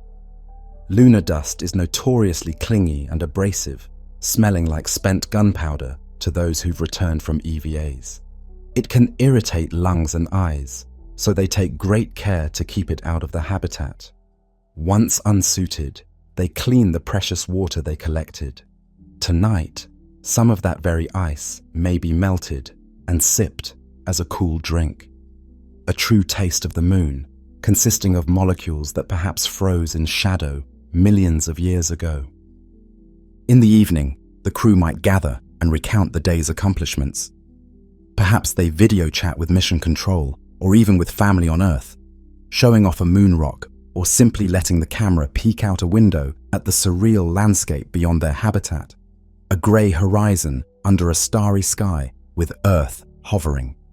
After dinner, one of them might step outside alone for a moment, in a suit of course, just to stand in the pale lunar daylight and reflect.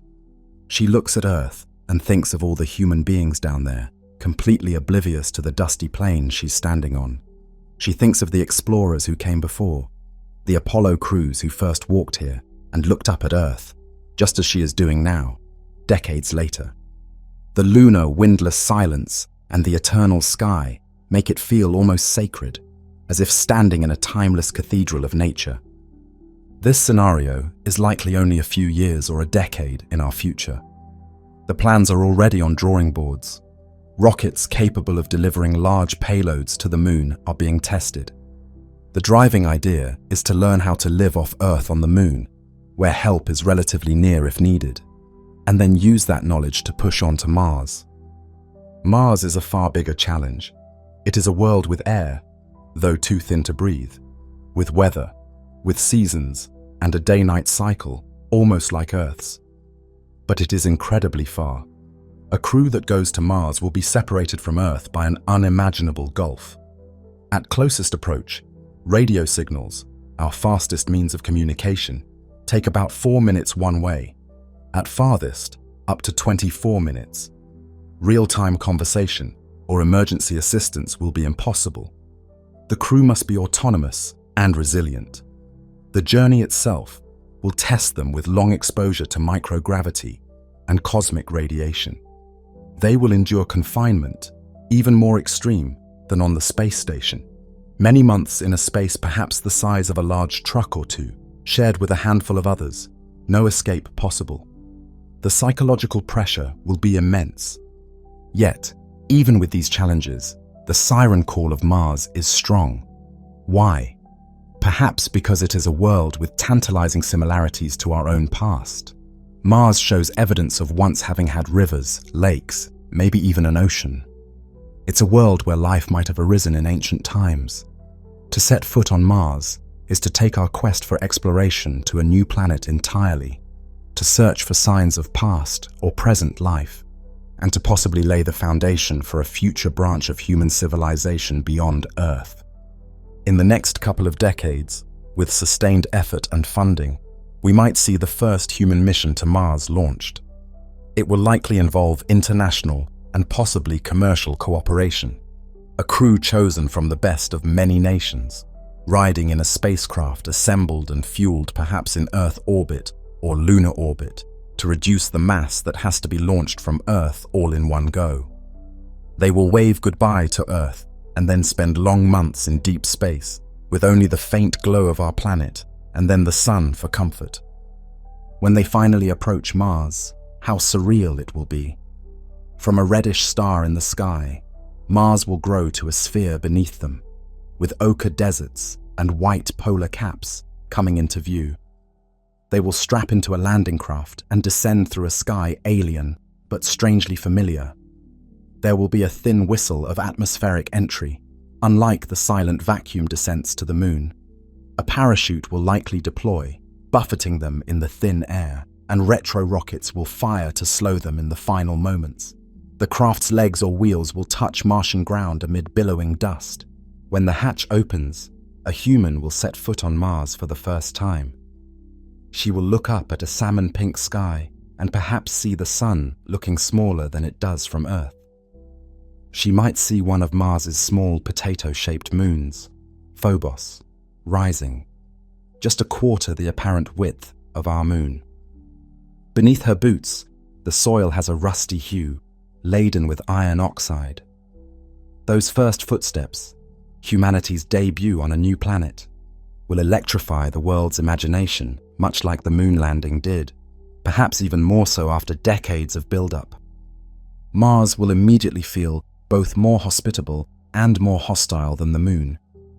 More hospitable because there is a horizon at Earth-like distances, an atmosphere you could almost throw a paper plane, though it would fall quickly, and a gravity 38% of Earth's, enough that walking will feel somewhat normal, not the bouncing slow-motion leaps of the moon, but more hostile, because that thin CO2 atmosphere offers no oxygen and only feeble protection from radiation. If the explorers crack their helmet seals here, they will suffocate in moments. And unlike on the moon, a quick return to Earth isn't possible. They are truly on their own. Over the next weeks and months, those Mars explorers would conduct a flurry of activity. They'd set up a base, likely using pre-delivered habitat modules that landed before their arrival. Perhaps they'll inflate a habitat or assemble one from components with the aid of robots. They'll establish life support, hooking up machines to generate oxygen from the Martian air. Some experimental devices to do this have already been tested by robotic rovers. Setting up solar panels or a nuclear generator for power, and outfitting their new home with all the necessities for long-term living. They'll likely have a greenhouse unit to start growing hardy plants, both for food and to recycle CO2 into oxygen. Imagine the morale boost of seeing green leaves and tasting a fresh salad after months of space travel and rehydrated meals. Early on, they'll also focus on something critical: securing water.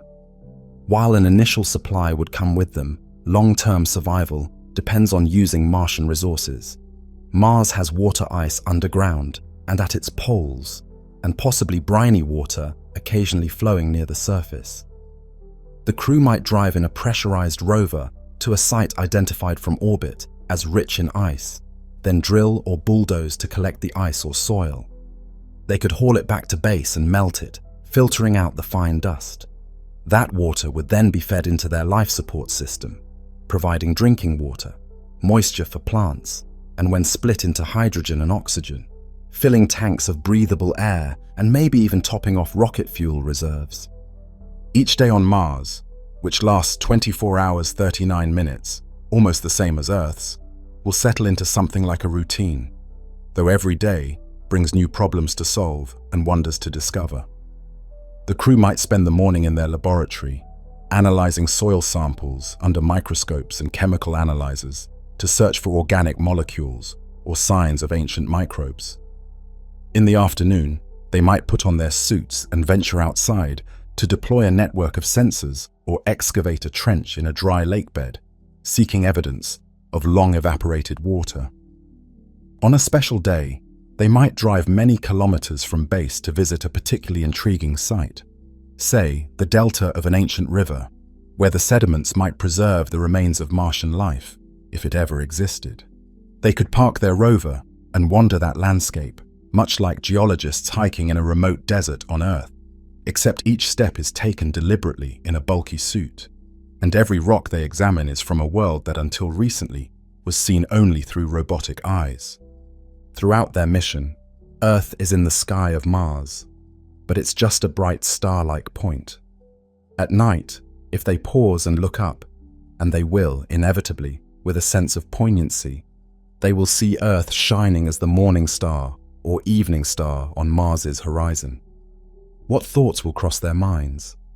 Likely longing, knowing that everyone they love is on that tiny dot, but also perspective, because from Mars, all humans are truly together on one little globe. Mars will test these explorers physically and psychologically. They'll face dust storms that can blow for weeks, dimming the sun and forcing them to ration power. They'll deal with equipment breaking far from any workshop. They will become adept at jury-rigging and improvisation. They might discover disappointments, like finding that some expected resource isn't as rich or accessible as predicted. But they will also make incredible discoveries, perhaps finding new minerals or signs that Mars was habitable in the past, maybe even clear evidence of fossilized microbes in a drilled rock sample. Such a discovery would be one of the greatest in scientific history, the first proof that life is not unique to Earth. As the months wind on, the crew will adapt. Mars will start to feel like home in some ways. They'll give names to local landmarks. They might develop little routines to keep sane, perhaps a weekly movie night where they gather in their habitat to watch a film stored on their computers, munching on treats from Earth and maybe some Martian-grown snacks. They'll celebrate each other's birthdays or a holiday, decorating their habitat with the limited materials on hand. One could imagine a Christmas on Mars, with a tiny tree-like plant from the greenhouse adorned with makeshift ornaments and the rover's headlights serving as festive lights. Communication with Earth, though delayed, will be a lifeline. They will send and receive video messages. A sonorous "Hello from Mars" might arrive on Earth, and 15 minutes later, the crew's families and millions of strangers will see their red-suited figures waving amid an orange-red landscape. In turn, news and encouragement flow back. But with time, the Martian explorers will form their own tight-knit society, small as it is. They'll have inside jokes about the quirks of living on Mars, moments of friction and reconciliation, shared triumphs that only they fully understand. They might start to feel, in a way, Martian, connected to this rusty world as their second home. After perhaps a year or more on Mars, if it's a round-trip mission, they'll prepare to come back.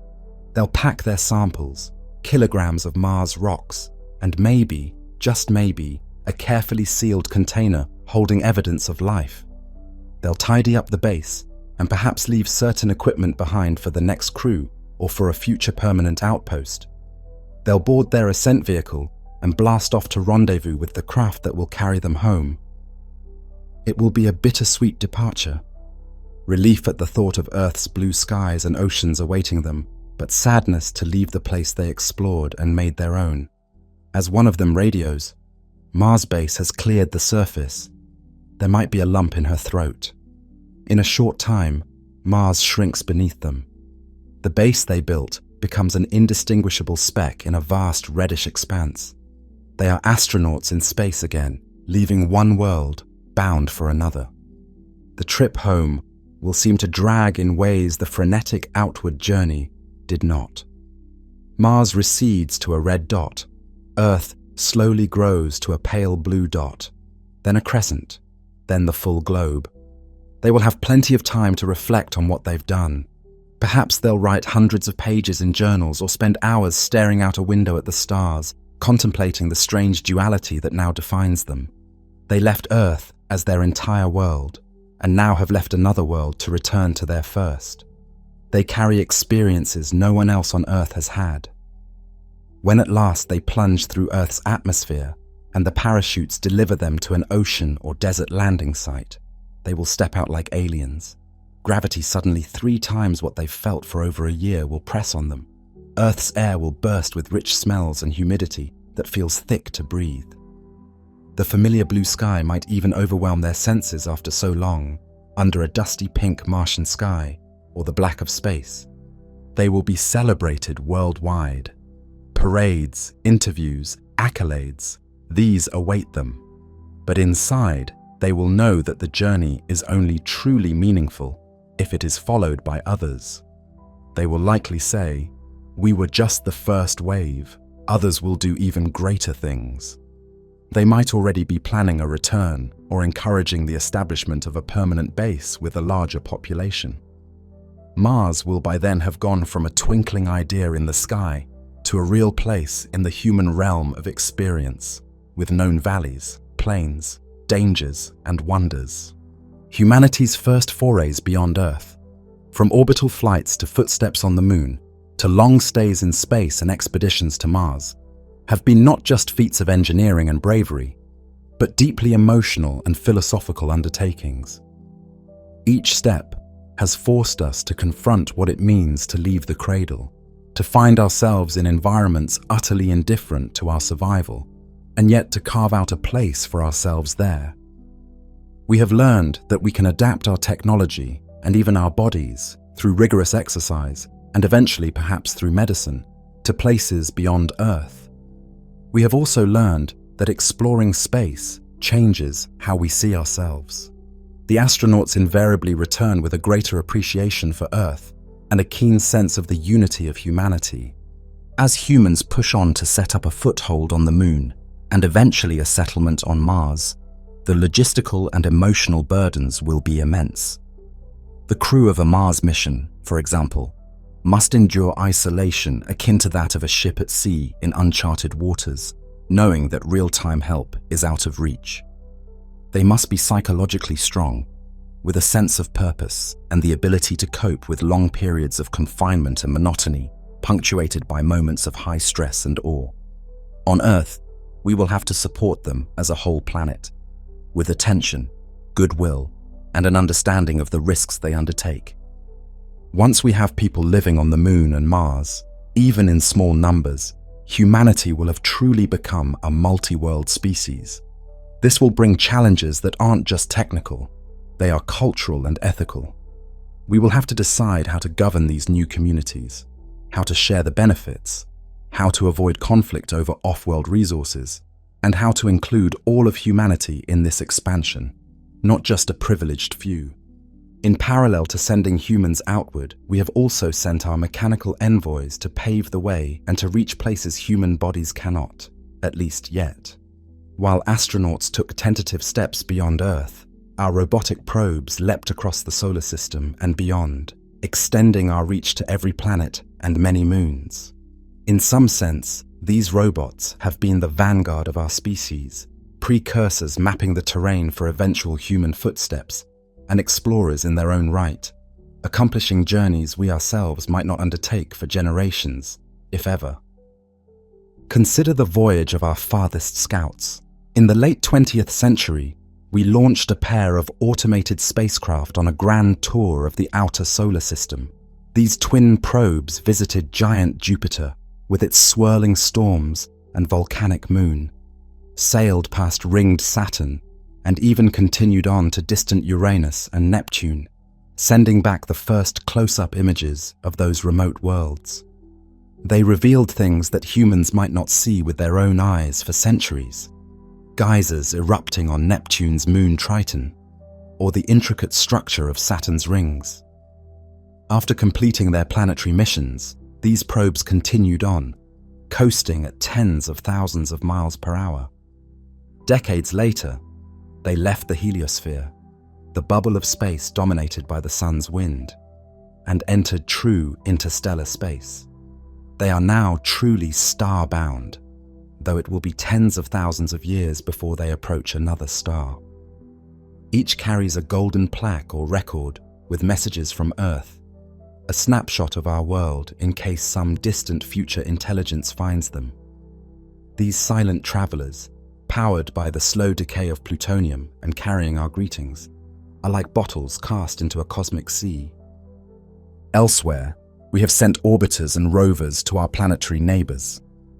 Mars, especially, has become almost a second home for our robots. We have more or less continuously had robotic presence on Mars since the late 1990s. They have orbited, mapping the entire planet in detail. They have landed, scratched the soil, sniffed the air, and rumbled across plains and crater floors. One hardy rover that landed in the early 2000s was expected to last 90 days. Instead, it kept going for about 15 years. It trekked for miles across Mars, from one crater to another, photographing its tracks in the dust, climbing hills and descending into valleys, until a massive dust storm finally covered its solar panels, and it fell silent. When its mission ended, people on Earth felt a surprising pang of sorrow. We had come to anthropomorphize this machine, to see it as an extension of ourselves on Mars. Indeed, when it stopped communicating, one engineer poetically summarized its last message as, "My battery is low and it's getting dark," a poignant humanizing of the final telemetry. Millions around the world reacted as if a beloved pet or colleague had been lost. Why? Because that rover and its twin on the opposite side of Mars and its successors represented us. Its eyes were our eyes. Its discoveries, our discoveries. Through it, we vicariously roamed another world for the first time.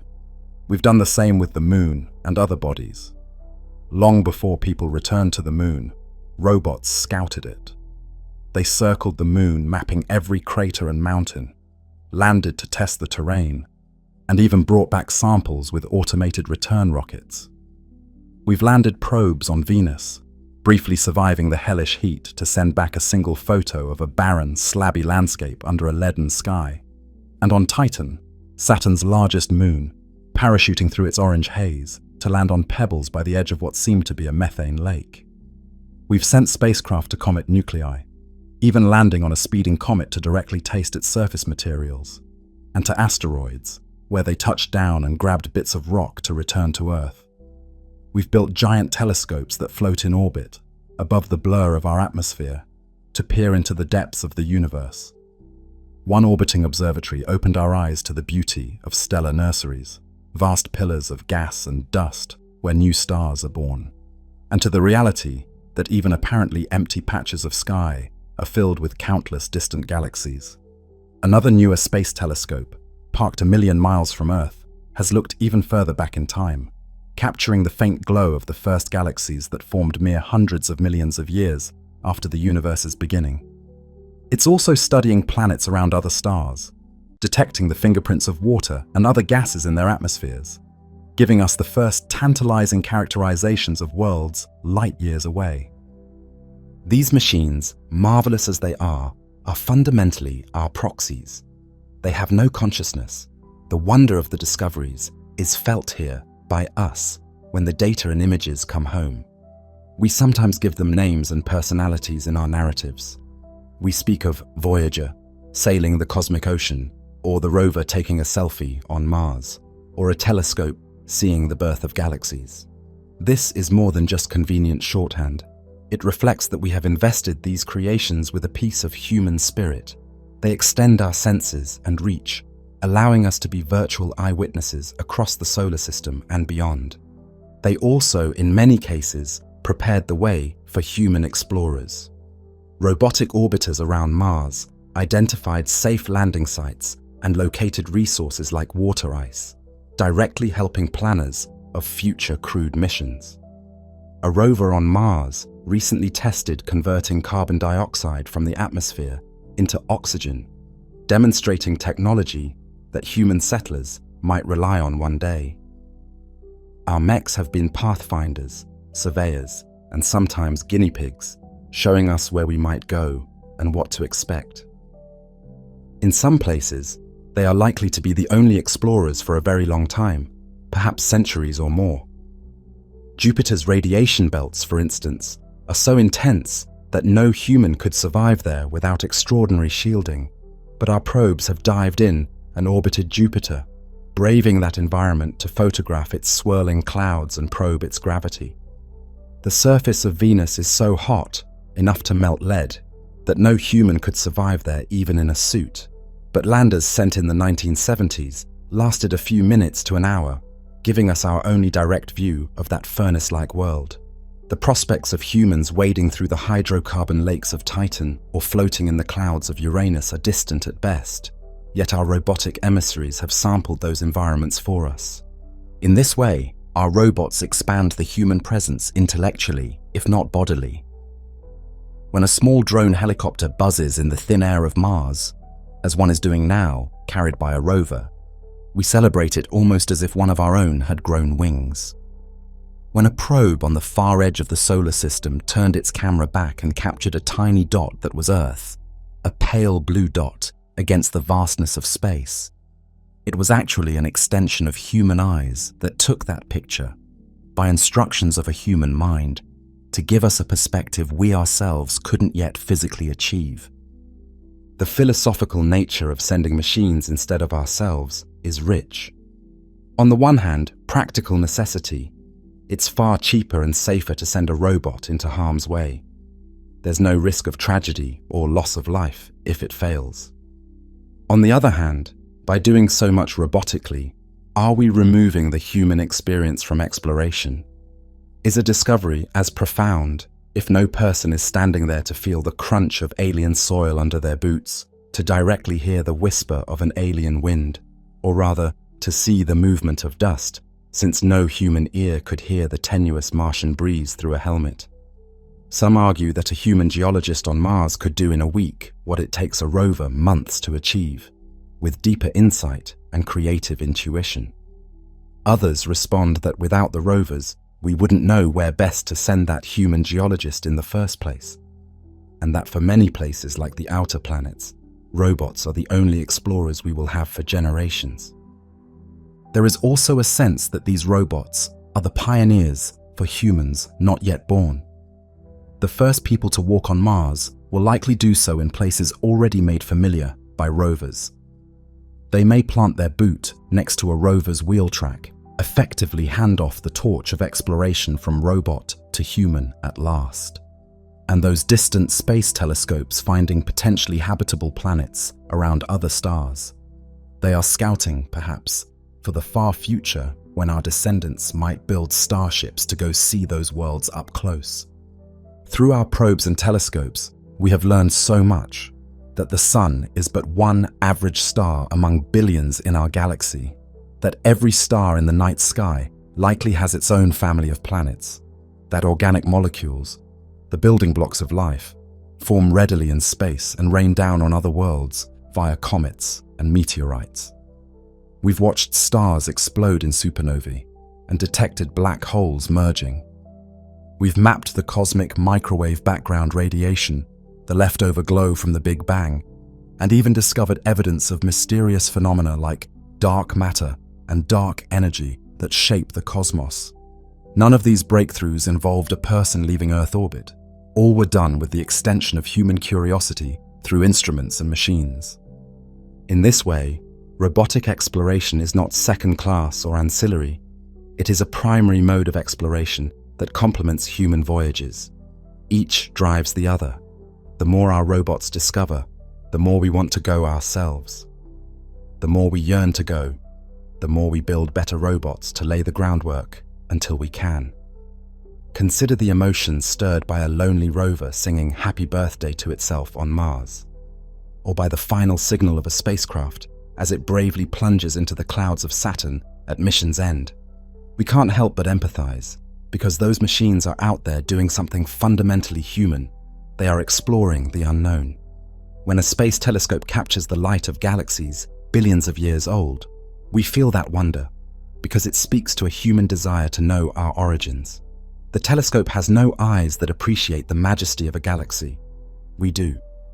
The rover has no nose to smell the Martian air or feel the texture of dust, but through its chemical sensors and cameras, we almost feel as though we do. In sending machines in our stead to far-off places, we've multiplied our presence 1,000-fold.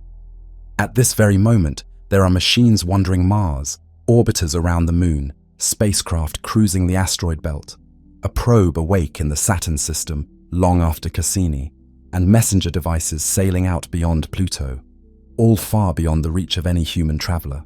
We have become a multi-present species through our robotic avatars. It's an incredible achievement and a testament to human ingenuity. And crucially, it's not separate from human exploration. It's an integral part of it. The Apollo astronauts carried a primitive rover to the Moon to extend their range. The Mars astronauts will use advanced rovers to scout ahead and carry heavy tools. The first interstellar mission from Earth might well be a fleet of tiny sail chips, not people, but those chips will carry our senses and perhaps even our recorded voices and names to the stars. So, while humans and robots sometimes are portrayed as in competition for exploration priorities, should we send astronauts or probes? In reality, they are partners. The probes often go first, like the scouts of an advancing army. And even where humans cannot go, they go on our behalf and return the gift of knowledge. As we look to the near future, this partnership will continue. We plan to send new robotic landers to the Moon to prospect for resources, even as astronauts train to go there. We design more sophisticated Mars rovers to gather samples and leave them ready for a future return mission, bridging the gap until humans can retrieve them. We even discuss semi-autonomous habitats that might be sent to Mars and built by robots ahead of a human crew's arrival, so that when people step off the rocket, there is a functioning base waiting for them. Hand in hand, humanity, in person, and humanity by proxy, via robots, are venturing outward. One day, perhaps, on a moon of Jupiter or the surface of a distant dwarf planet, a human explorer will pick up a long-dormant robot that arrived decades prior, dust it off, and marvel at its antiquated electronics, a historical artifact of the first wave of exploration. It will be akin to early settlers finding a faded map left by pioneers. Our robotic explorers, then, are part of our cultural heritage already. Names like the first orbiting telescopes or deep space probes have entered language akin to explorers' ships, names of old. And just as the voyages of those ships changed the map of the world, the journeys of our probes have changed the map of our solar system from a set of blurry dots to real places with terrain and weather and history. They've also prepared us psychologically for living in space. Through the pictures and data they returned, they made places like the Moon, Mars, and even moons of Jupiter familiar in the public mind. When we imagine living on Mars, we populate our imagination with real panoramas taken by rovers. Pink skies, reddish rocks, a distant view of Mount Sharp as seen by a rover's camera. Mars is no longer just an unknown orb. It has landscapes we've seen up close, and that makes the idea of going there more concrete and compelling. The robotic chapter of space exploration, remarkable on its own, thus seamlessly blends into the human chapter that follows. And as it does, we must recognize that exploring is not just about the physical act of going somewhere. It is about broadening human experience and knowledge. The robots have broadened our experience vicariously in magnificent ways. They've allowed all of humanity, not just a select few astronauts, to share in the exploration. Not everyone can go to Titan or Pluto. In fact, no one can right now. But through our probes, effectively everyone did, watching through their electronic eyes. In that sense, robotic exploration is profoundly democratic. A little girl in an inland village who watches images from Mars come in is an explorer as much as the rover drivers at NASA, sharing in the discovery and wonder. Space exploration, done with humans or robots, is ultimately for everyone on Earth. Now, after decades of robotic reconnaissance and tentative human steps, we stand on the verge of a new epoch. We are preparing not just to visit, but to inhabit other worlds. The Moon will likely host a continuously occupied station within our lifetime. If that succeeds, Mars may not be far behind in the decades to follow. We will then have to confront the reality that our species is spreading beyond its birthplace. This is a momentous development, one as profound as when life first crawled out of the oceans onto land. As we extend our presence into space, we carry more than just machinery and fuel with us. We carry our humanity, our cultures, our laws, our stories, and our moral values. Becoming a spacefaring species will test and transform these aspects of ourselves in profound ways. It forces us to ask, how will we govern ourselves beyond Earth? How will we preserve our cultural identity and also create new ones in alien environments? How will we ensure that expanding into the cosmos is done ethically and for the benefit of all, not just a few? From a legal standpoint, humanity has already begun grappling with these questions.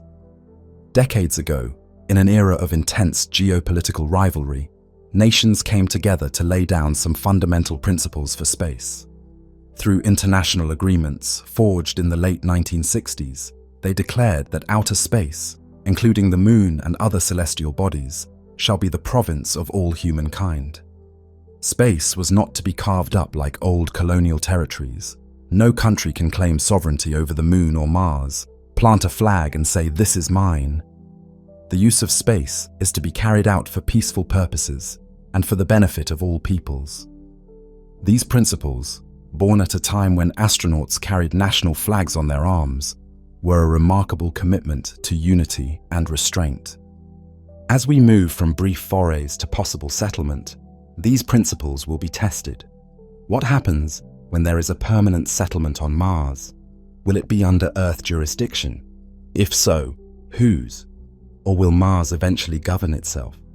If private companies mine asteroids for valuable metals or extract water from the Moon to sell as rocket propellant, how do we regulate that to prevent conflict and ensure fairness? Already, new policies are being discussed and tentative laws passed allowing companies to own the materials they mine in space, even as space remains not owned by any nation. We are, in effect, extending concepts of property and commerce beyond Earth, but carefully within the framework that space is a global commons. It's crucial that we do so in a way that avoids a Wild West grab or confrontation over resources. There is plenty in space for all, if managed sensibly. The resources of one small asteroid could be worth trillions of dollars.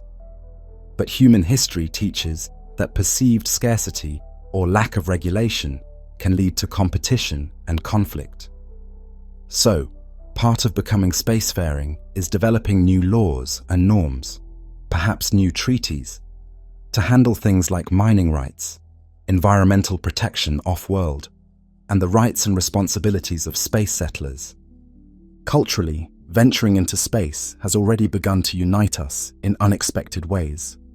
When astronauts from multiple countries live together on an orbital research station, they share meals and music and stories, and they find common ground in the sheer uniqueness of their situation. In orbit, an American and a Russian realize they depend on each other, absolutely.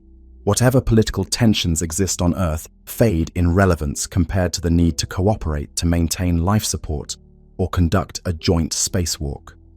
This model of international partnership supported by ground teams across numerous countries, has largely been a success story. It hints that as we go further, to the Moon, to Mars, cooperation might be the key to success. Already the plans for a lunar gateway station and base involve many nations and even private companies working together. The first person to step on Mars might plant not only their nation's flag, but also perhaps raise a flag that represents all of Earth, symbolizing that we made it there as a world, not just as one country. Identity will inevitably evolve in space. The first people born off Earth will mark a new branch of the human story. Imagine a child born in a small lunar settlement. She grows up seeing Earth in the sky, knowing that's where her parents came from, yet her own memories are all of the Moon's domes and tunnels, the low gravity in which she can leap 6 times higher than on Earth, the lack of open-air parks and oceans. Maybe she has a little patch of plants in a greenhouse to play in. Will she think of herself as Earthling or something new, a Lunarian, perhaps? The likely answer is both, but over generations, new identities will form. Maybe distinct dialects or languages will develop in isolated space communities. Certainly distinct customs and folklore will. Even on the International Space Station, crews develop traditions. They all sign a wall panel before departing. They play practical jokes on each other when someone is about to leave, like hiding a rubber snake in their cabin as a gag. They share an international meal, where everyone brings out food from their culture to share. One can imagine lunar base crews creating their own rituals. Perhaps every Earthrise they pause work to collectively watch it and reflect, or they devise new sports adapted to lunar gravity. Culture is adaptive. It will flourish in new environments, blending old Earth traditions with creative new practices suitable for life on the Moon or Mars. Memory plays an interesting role here. Those living off Earth will strive to remember where they came from, to not lose the connection to Earth's history, and to avoid repeating old mistakes in their new world. The colonists of a Mars settlement might bring with them a digital library encompassing all of Earth literature and history. It would be wise to do so. In their colony's school, children might learn about Socrates and Shakespeare and Sun Tzu and the Holocaust and the Renaissance and everything that shaped human civilization, because they need that context even as they start writing Martian history. We don't want off-world settlements to culturally drift into ignorance or myth about Earth. Maintaining that shared memory will help keep humanity one people even as we spread out. And the reverse is true too. Earth will remember those explorers. The first steps on the Moon have never been forgotten. The words spoken that day are in every history book. The first footprints on Mars, the first baby born off Earth. These will likewise become part of the human saga, events commemorated for centuries to come if we endure. It's incumbent on those of us on Earth to support and remember the voyagers, to treat them not as exiles or mercenaries, but as heroes and pilgrims carrying our collective hopes. Ethically, space expansion brings new questions. One profound issue is planetary protection, the moral responsibility to avoid harming life that may exist elsewhere. If we find even simple microbes on Mars, what then? Do we halt human expansion to avoid contaminating or competing with Martian life? Some argue that Mars should be left entirely to any native life it harbors, effectively off-limits to settlement, except perhaps in regions conclusively proven sterile. Others propose a compromise. Human exploration should go ahead, but under strict protocols to minimize contamination, and certain parks or preserves should be set aside where Martian life, if present, is left untouched and studied in situ. This is not unlike conservation debates on Earth, except here we are, the invasive species entering someone else's habitat, even if that someone is a microbe.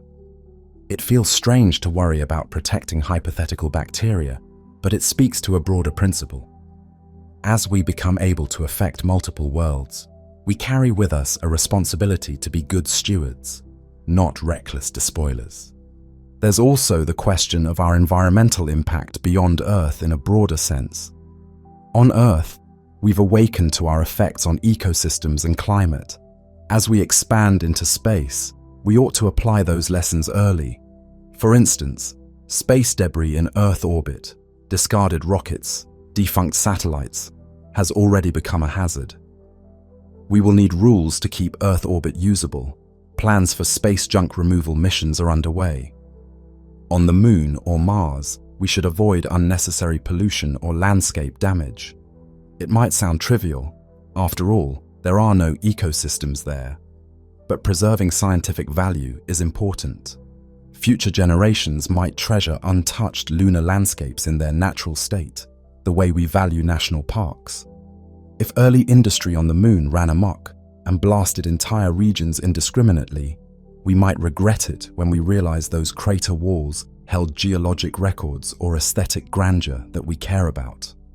Essentially, extending our environmental ethics to other celestial bodies, even if they are barren, reflects a respect for worlds as natural archives of cosmic history and potential homes for future life. Another ethical dimension: how we treat each other as we spread out. Space settlements will likely start under some Earth authority, but as they grow, issues of rights and governance will come up. We need to ensure that people living off-world have a say in their fate and are not exploited. It is conceivable that early settlers might be employees of a company or members of a government expedition with a chain of command to follow. But over time, as they become true residents, they will want self-determination. Imagine by 2100, if there's a Mars town of 1,000 people who consider Mars their home. Would they be content to be governed by remote officials in Washington or Beijing or elsewhere on Earth? History says probably not. They might insist on forming their own governing council, eventually a government. Earth governments will have to choose whether to treat off-world colonies as just extensions of their territory, like colonial outposts, or as new societies that deserve autonomy. The ideals we hold, freedom, democracy, human rights, will need vigorous affirmation in these new environments, lest power dynamics twist them. For instance, could a private company essentially enforce a corporate dictatorship in a space mining colony? That might sound dystopian, but it's not inconceivable if laws lag behind reality. We'll need clear agreements that, for example, basic rights travel with humans beyond Earth, that a worker on the Moon has no fewer rights than one on Earth. We also have to grapple with cultural inclusion. For space to truly be for all humanity, eventually people of all backgrounds should have the opportunity to be part of it. Initially, astronauts and even space tourists come predominantly from wealthier, technologically advanced societies. But just as exploration of Earth went from the monopoly of a few empires to a globe-spanning endeavor involving many peoples, so should space. Already, we see this democratization. Astronauts now hail from a wide array of countries. Private companies seek to drop launch costs dramatically, potentially opening access to space to many more groups, including universities, smaller nations, even individuals. If the cost to reach orbit drops enough, we could see a boom akin to how air travel became common. Perhaps later in this century, leaving Earth's atmosphere might be routine for many, not just a select few. If a Mars settlement arises, we might hope it includes people from every continent so that it truly represents Earth's diversity, living proof of the "for all mankind" credo. Culturally, think of the arts. Space already has inspired so much art. Paintings of galaxies, science fiction stories, music, from Holst's The Planets to David Bowie's Space Oddity. Once people live in space, they will create art in space. There might be zero-G sculpture or moondust pottery or Martian landscape photography that rivals Ansel Adams' works of Earth's national parks. New myths and stories will develop. Children on Mars might have local folktales about the sand spirits of dust devils or the adventure of the first explorers. Our culture will expand, enriched by these new narratives and creations from beyond Earth. Our religions will also extend into space. Already, astronauts have found ways to observe religious practices in orbit. One Apollo astronaut famously read from Genesis while orbiting the Moon. Muslim astronauts in orbit figure out how to face Mecca when the Earth is constantly moving below them. An Israeli astronaut once orbited and attempted to keep track of the Sabbath according to the last sunset he saw. We'll have to consider Sabbath on Mars. A Mars day is slightly longer. How to adjust ritual times. And where is east for prayer on the moon, perhaps just toward Earth?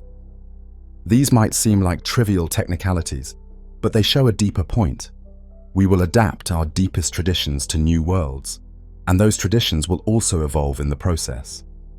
Philosophically, leaving Earth tends to heighten a sense of unity and also existential reflection.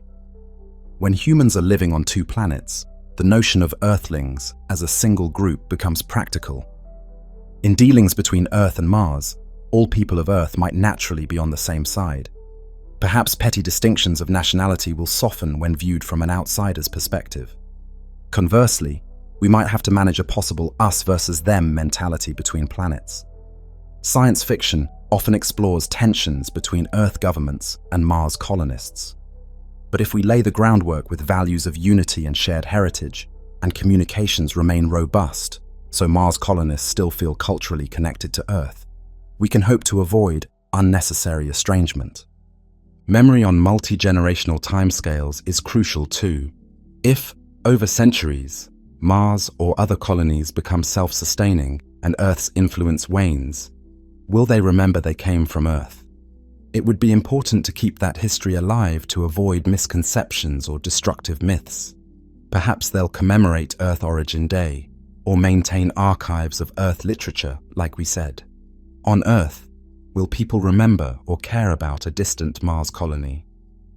Perhaps news from Mars becomes as routine as international news. Ideally, yes, a sense of kinship maintained across space. But complacency or conflict could sever ties. It will take conscious effort and goodwill to ensure that our expansion doesn't lead to division in the human family.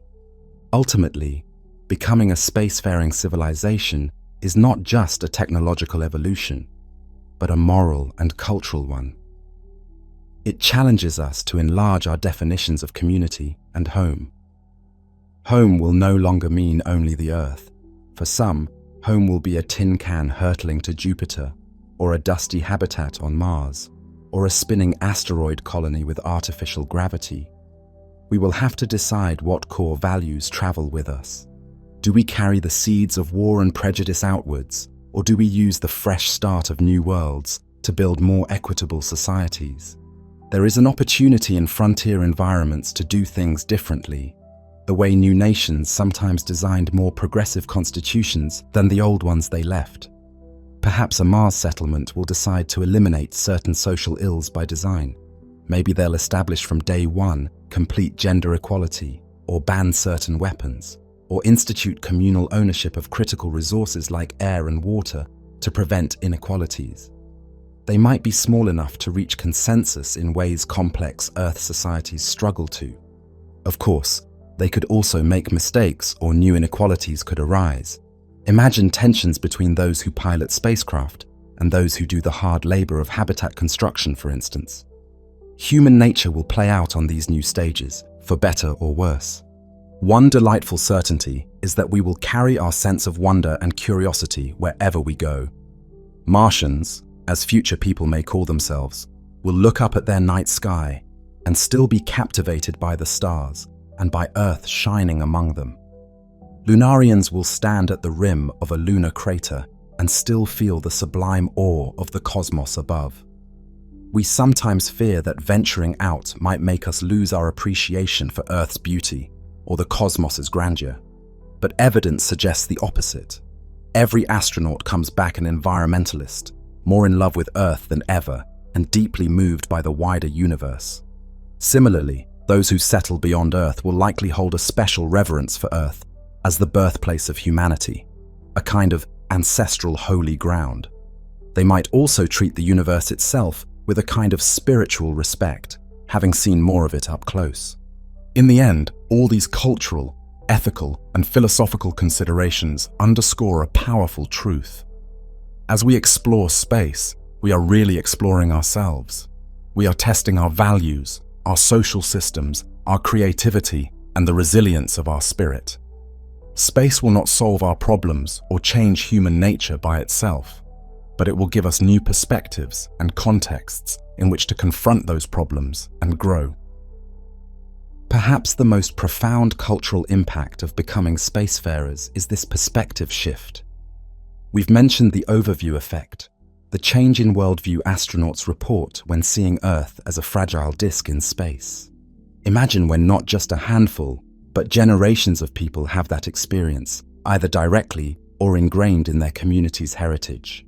It could create, over time, a more mature global consciousness. The narrative may shift from, "I am from this nation," to "I am human, I come from Earth, we all do." That doesn't erase local cultures, we wouldn't want it to, but adds an overarching identity that may help us cooperate on global issues like climate change or peace. Furthermore, space exploration puts into perspective the commonality of all life on Earth.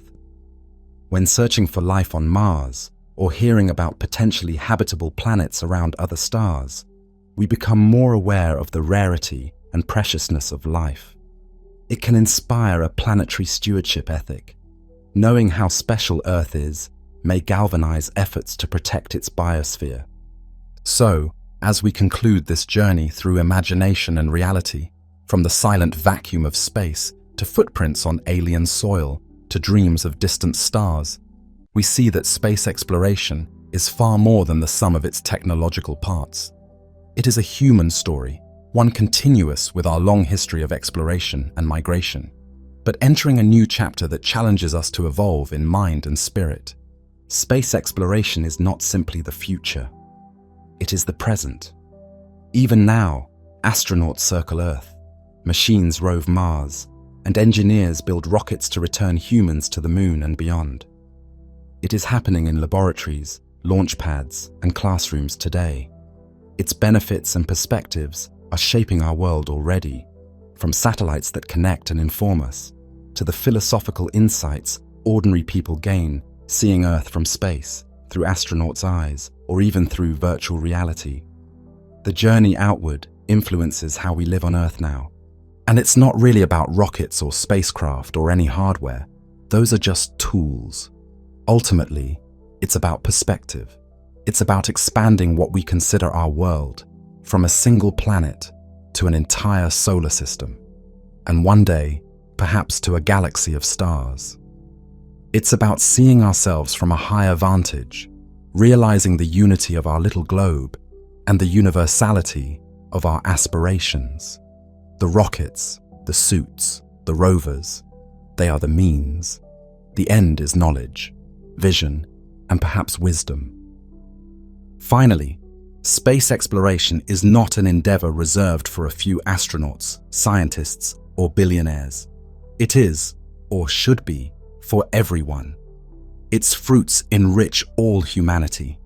The communication satellites that enable a call across continents, the new materials and medical techniques developed through space research, the inspiration that fuels young students to study science or engineering or art and literature with a cosmic theme. When a human walks on Mars, all of us will walk there in our hearts. When our robot finds evidence of life beyond Earth, it will be a discovery that belongs to every person under the stars. In this sense, the voyage into space is a collective journey. Just as our ancestors spread to every continent together over millennia, we as a species are now taking the first steps beyond the shore of our cosmic ocean. Each step is taken by individuals, a man in a suit, a woman at a console, but behind them are thousands supporting, and behind those thousands are millions cheering and billions more standing to benefit from the results. We go to space as the human race. What lies ahead will surely surprise and challenge us. There will be setbacks, dramatic failures, maybe tragedies, and grand triumphs that lift hearts around the world. There will be moments of solitude in a capsule far from home, and moments of camaraderie when an international crew shares a meal while orbiting the moon. There will be ethical dilemmas and ingenious solutions. There will be times when we question why we spend resources up there, and times when something from space saves countless lives or opens new wealth down here. Through it all, if we remain true to the best of our nature, our curiosity, courage, and compassion, the expansion into space can unify and uplift us. Looking up at the night sky, we have always felt a mix of longing and belonging. Now we know we belong in that sky too. We carry bits of stardust in our bodies. We emerged from the universe and developed eyes to behold it. Our exploration of space is really the universe coming to know itself through us. Each footprint on the moon, each image from a distant probe, is the cosmos waking up a little more. Someday, school children may live on moons of Jupiter or in a settlement orbiting an exoplanet around another star. They will learn of these early years of the space age, when a single planet's inhabitants took their first halting steps beyond their cradle. They may see it much as we see the age of exploration or the first voyages of seafaring peoples, an epoch of daring, folly, brilliance, and change.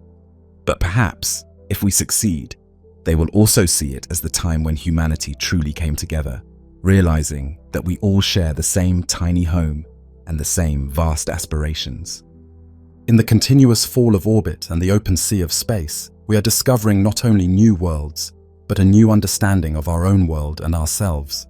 The journey is just beginning, a dream that carries us through imagination, science, and time. And as we take these steps, tiny or giant, we carry everyone along, because this endeavor belongs to all of us. Space exploration is the present unfolding into the future. It is perspective shifting and profound. It is ultimately a human journey for everyone, by everyone, elevating everyone. All we need to do is continue the voyage together beyond the sky into the endless night sprinkled with stars and make it our own. Imagine yourself lying on a soft meadow on a clear night, far from any city lights. The air is cool against your skin, carrying the faint scent of grass. Above you, the sky is a black, velvet dome sprinkled with countless stars. The Milky Way arches overhead, a pale river of starlight. In this quiet moment, you feel deeply connected to the cosmos. The same space that stretches between those stars also surrounds you. A gentle breeze brushes your cheek. It moves through the night and through the space around you, here on Earth. As you gaze upward in comfortable silence, more and more pinpoints of light emerge, a glittering mosaic against eternity. You realize that when you look at these stars, you are literally looking back in time. Their light has traveled for hundreds or thousands of years to reach your eyes tonight. Some of those stars may have already lived out their lives and vanished, yet their glow still journeys onward through the dark to greet you here and now.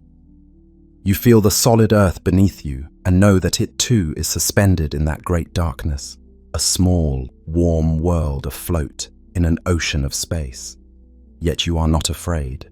The darkness above feels inviting, almost comforting, like a vast shelter. The endless sky, rather than making you feel insignificant, fills you with peace and wonder. In the silence, you sense with gentle certainty that you are a part of this grand universe. The starlight that falls on your skin, the space that cradles your body, the photons entering your eyes, all of it binds you to the cosmos. You close your eyes for a moment. Behind your eyelids, the after-image of the stars dances in little sparkles. You take a slow breath in, and as you exhale, you let any tension flow out of you and into the vastness around. There is room for all of it to dissolve. There is room for everything in space. The universe is so wide and forgiving that your own cares begin to feel lighter, quieter, soothed by the infinite calm. Now, in that spirit of tranquility, let us embark on a journey into space itself. The space around us, the space within us, the space that is the foundation of all things. We begin where we are, in stillness, in the darkness, in the quiet. The night is profound and motionless. Above, the stars shine as tiny islands of light in a vast sea of black. Space stretches endlessly between and beyond them. This scene feels serene and timeless. Nothing stirs. No breeze now, no sound at all. Only a gentle hush, the natural silence of a cosmos at rest. It is as though time itself has paused. You can almost feel the depth of this silence, a soft, velvety silence that blankets everything. The emptiness around you seems to embrace you with a subtle, invisible presence. For ages, we humans looked at the night sky and found it peaceful, but also mysterious. What is this blackness between the stars? We used to think it was nothing, an empty void, an infinite vacancy. People spoke of the void and the vacuum as if it were a true nothingness. We even doubted whether a true vacuum could exist at all. Ancient philosophers imagined that space must be filled with something. Aristotle believed nature abhorred a vacuum. Later, scientists in the 19th century hypothesized an invisible ether filling space to carry light across the emptiness. But experiments showed no such ether was needed. Light moves through empty space itself. This was a remarkable discovery. The void can carry light, as if emptiness has its own solidity.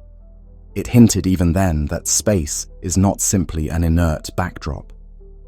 For a long time, though, the common view of space remained that it was a passive emptiness, a gargantuan container in which the objects of the universe, planets, stars, galaxies, are scattered. We pictured space as a stage and the stars as actors upon it, with no real influence from the stage itself. If you removed all the actors, the stage would just sit there, blank and silent. We imagined that if you took all matter away, you'd be left with pure nothing, an absolute void, infinite and eternal. Over time, however, our understanding evolved dramatically. We learned that space is far from nothing. That black backdrop, that stillness and silence, is deceptive. Space has properties, a structure, a dynamic of its own. In the past century, every new discovery has reinforced this truth. Space can bend. Space can carry light and soundless vibrations. Space can stretch. It can even boil at the tiniest scales, flickering with unseen energy. What we once thought of as an empty stage is more like a participant in the cosmic play. Tonight, as you float in this quiet moment, the darkness around you is not dead or inert. It is the very fabric that connects and supports all things. Let's explore this step by step, gently and thoroughly, starting with one of the most profound revelations, that space and gravity are intimately linked. Beneath you, the Earth's mass is pulling you down, or rather, it's warping the space under your body so that down is the direction you naturally fall. Above you, the moon is held in its orbit by the shape of space around Earth. This understanding comes from Einstein's great insight in the early 20th century. Gravity is not a mysterious force acting across empty distance, but a feature of space and time itself. Mass and energy tell space how to curve, and the curvature of space tells objects how to move. In essence, matter sculpts space, creating valleys and hills in the fabric of space-time, and objects simply roll along those curves. What you feel as gravity, the weight on your back as you lie in the grass, or the pressure of your body against your bed, is actually space itself pushing you downward, guiding you along the curved lines it has formed around the Earth.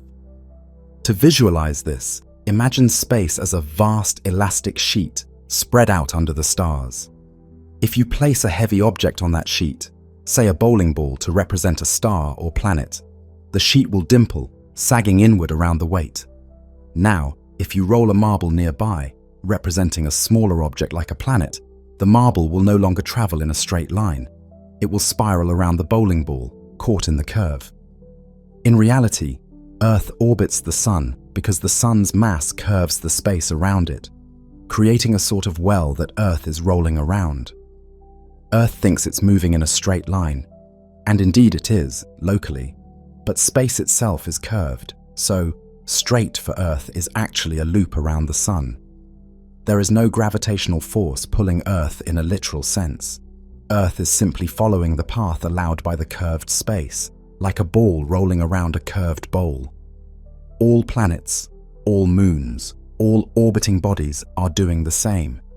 They are not tethered by invisible strings. They are skating along the contoured roads of space. Right now, as you lie still, you are held to the ground by this phenomenon.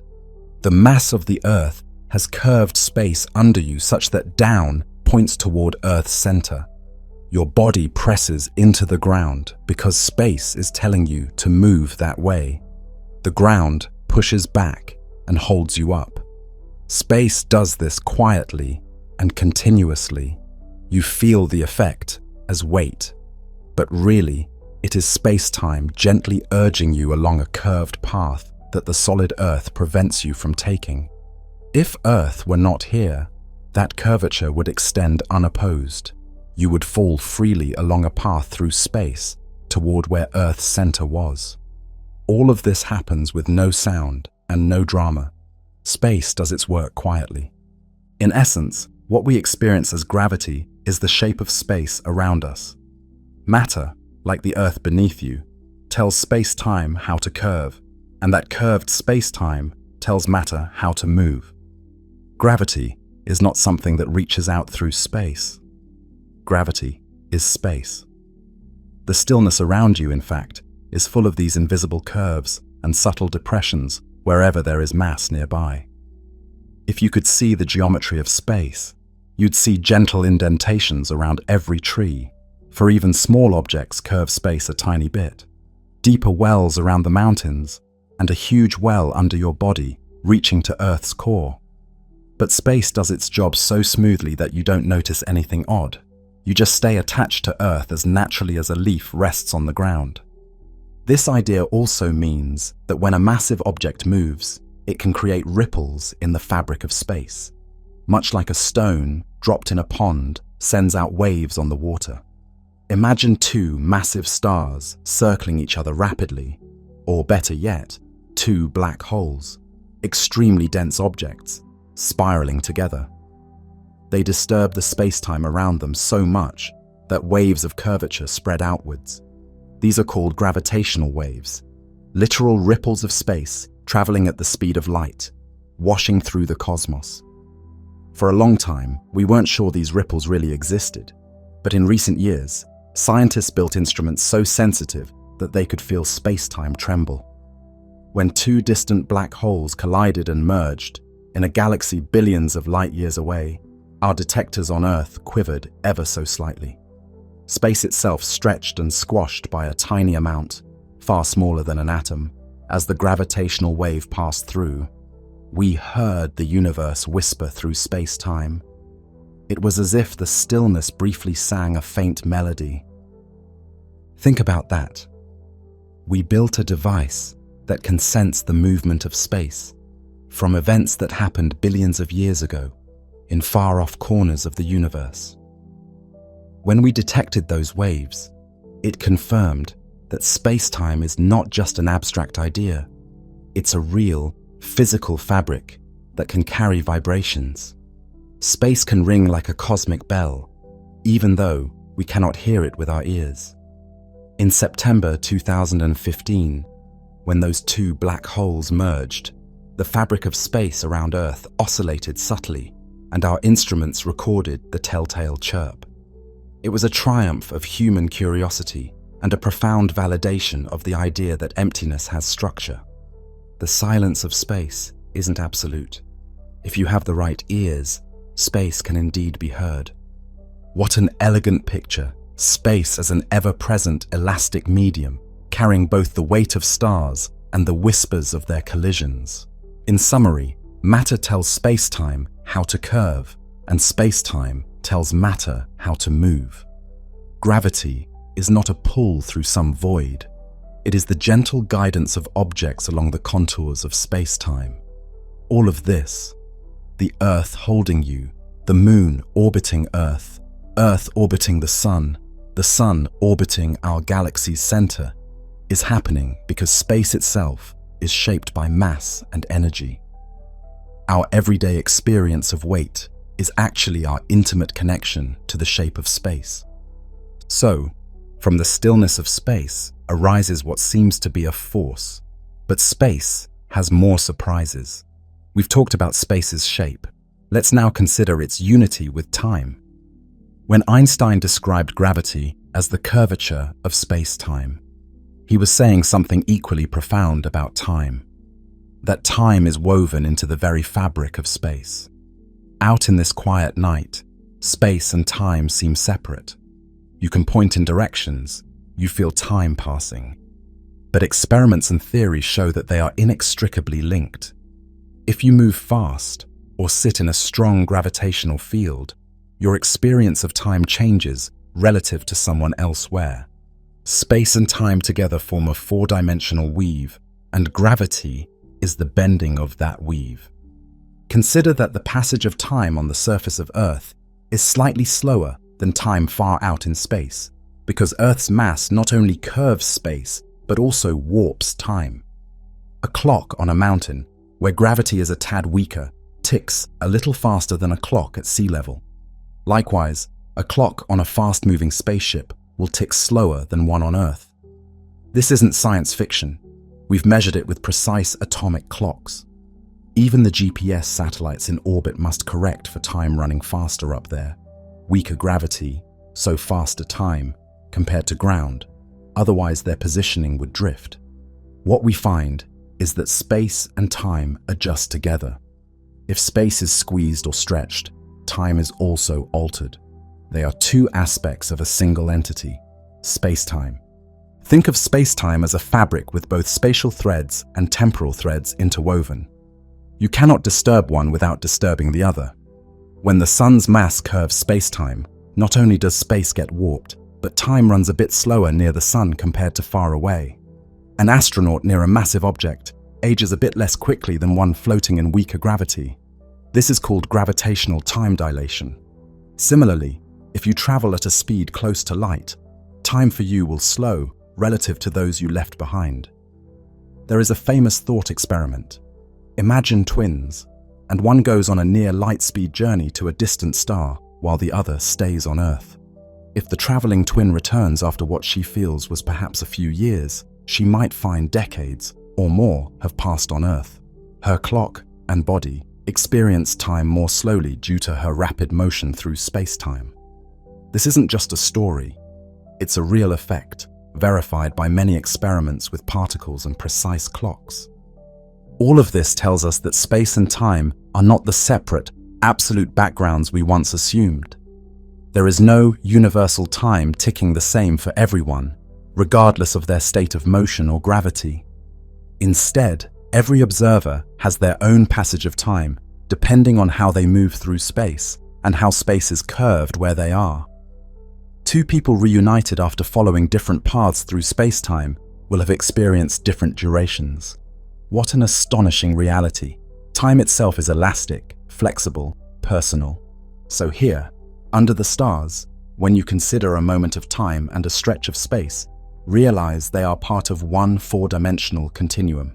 Here and now are bound together.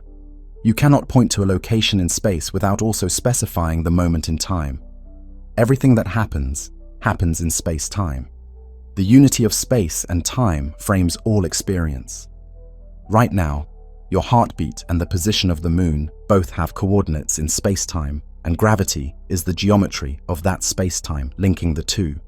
Space and time are fused like two threads of a single fabric. Move fast through space, and you skew your passage through time. Stand in strong gravity, and time for you will run a bit slower than for someone far away. This interplay might sound complex, but think of it this way. Space alone isn't the full stage, and time alone isn't either. Rather, events unfold in space-time. If you try to separate them, you lose part of the picture. Even this peaceful moment has a space-time coordinate.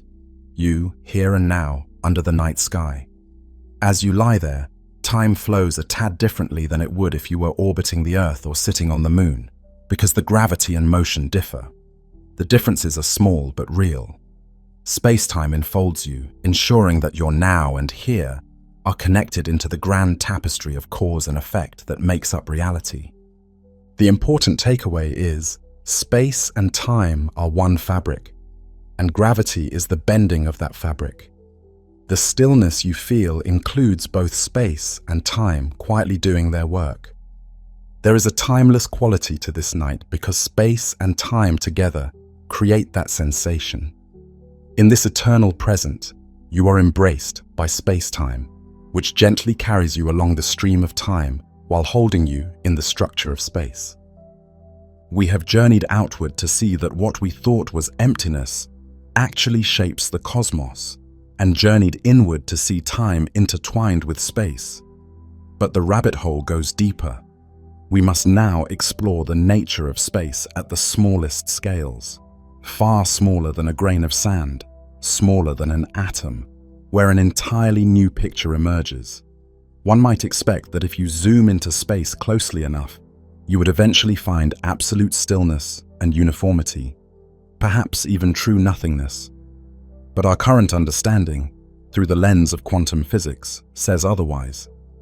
On extremely tiny scales, space is anything but smooth and still. It is frothing and fluctuating, buzzing with ephemeral activity. Physicist John Wheeler poetically called this the quantum foam. To grasp this, imagine shrinking yourself down beyond the microscopic, beyond the level of atoms, to a realm billions of times smaller. If you could stand there, if the word stand even makes sense at that scale, the tranquil emptiness you perceive at our scale would vanish. Instead, you'd witness space seething with spontaneous eruptions of energy. Particles would blink in and out of existence like fleeting sparks. Distances and directions would blur as uncertainty reigns. In quantum physics, even what we call a perfect vacuum, completely devoid of matter and cooled down to remove all heat, is not truly empty. There is a fundamental jitter that cannot be removed. This is because the laws of quantum mechanics tell us that certain pairs of physical properties, like energy and time, or position and momentum, cannot both be known with infinite precision.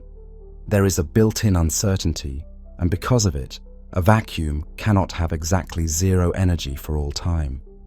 If it did, we'd know both its energy, zero, and that it stays that way, no fluctuation, forbidden by quantum rules.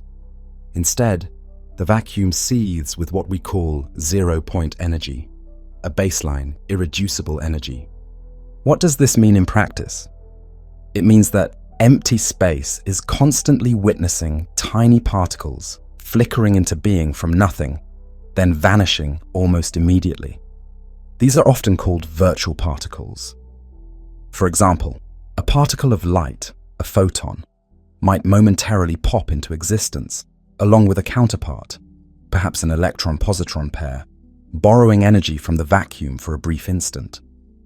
They appear, exist ever so briefly, and then annihilate each other, paying back the energy. All of this happens on timescales and distances so small we normally have no way to detect it directly. But it's happening everywhere, all the time. The space around you, between you and the next breath of air, between the electrons and nuclei in your body, between the Earth and Moon, is awash in these quantum fluctuations. On the scale of the unimaginably small, much smaller than an atom's nucleus, space-time would not look like a smooth sheet. It would look like a turbulent ocean surface in a storm, full of random waves, bubbles, and wrinkles, hence quantum foam. One moment, a bit of space might have slightly higher energy, sprouting a virtual particle-antiparticle pair. An instant later they collide and disappear, leaving a slight vibration of energy that then might spawn another pair elsewhere. Space at that level is a riot of spontaneous activity, an invisible, high-speed flickering that averages out to a seemingly smooth, stable whole at larger scales. We've even observed tangible effects of this quantum vacuum. If you place two metal plates extremely close together in a vacuum, just a few nanometers apart, they will experience a tiny force pushing them toward each other. This is the Casimir effect, and it happens because the quantum foam between the plates is slightly different from the foam outside. Certain virtual particle wavelengths can't exist in the narrow gap, so there is a tiny imbalance, fewer electromagnetic modes between the plates than outside. The result is a subtle pressure that nudges the plates together. In essence, the empty space between the plates has less quantum activity than the space outside, causing them to be pushed inward by the more energetic fluctuations outside. It's a small force. You'd need sensitive instruments to measure it, but it's real and has been observed. It's as if the vacuum between the plates is not nothing. It exerts a gentle push. This is a direct demonstration that empty space is never truly empty. The vacuum is alive with energy and possibility. In particle physics experiments, we also see clues of the quantum vacuum. For instance, empty space can briefly lend energy for the creation of particle pairs that affect processes like nuclear decay. The very fact that protons and neutrons inside atomic nuclei can change forms via quantum fluctuations involving ghostly particles is tied to vacuum activity. Even the stability of atoms and the patterns of atomic spectra bear the imprint of zero-point energy. So, as incredible as it sounds, the takeaway is that emptiness is not truly empty. It's an active medium. The stillness we perceive is actually a frenetic dance at microscopic scales.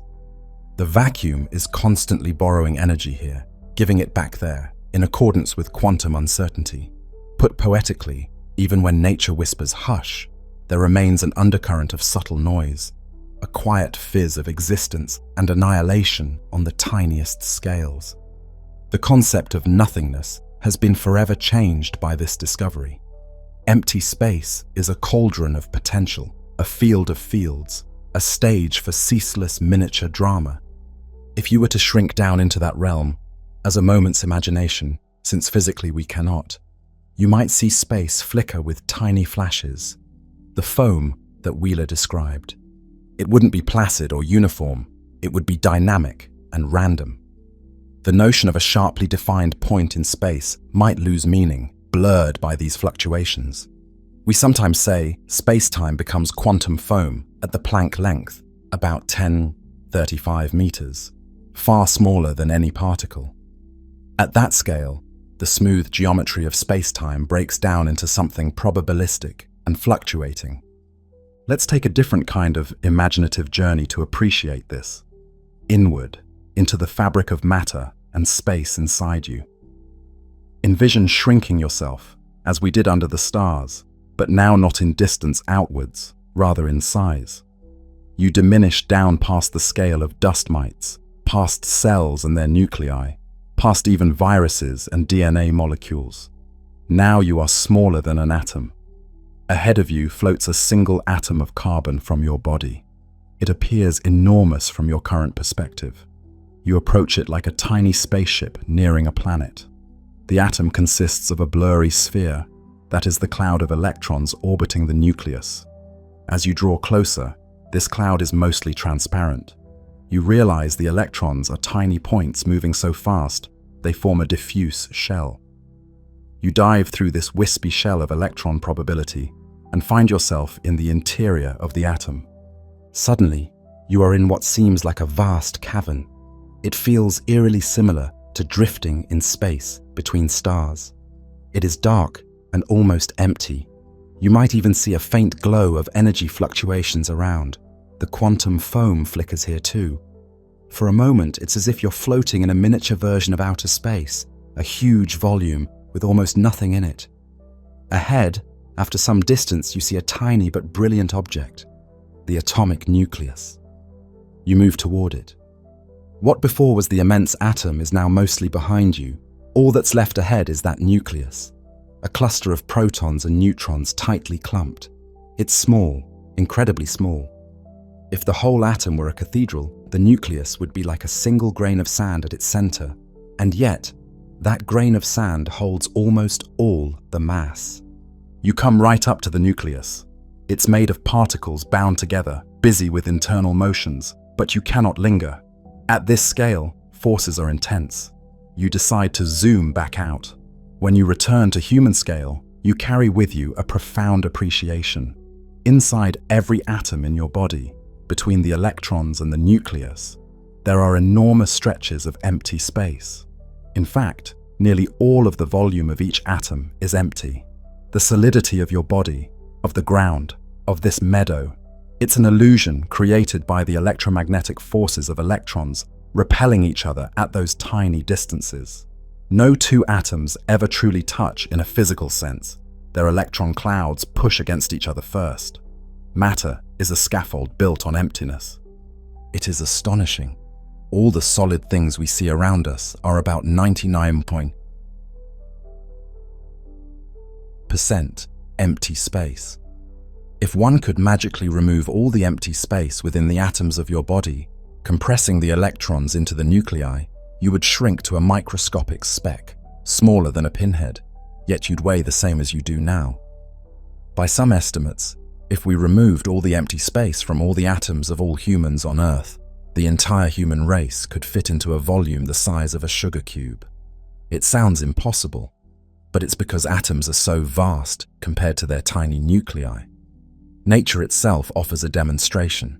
In neutron stars, the remnants of large stars, gravity crushes atoms so hard that electrons and protons merge, eliminating that atomic emptiness. A single teaspoon of neutron star material can weigh billions of tons. That's how much stuff was hiding in the empty space of atoms. When that space is removed, matter's true density shows.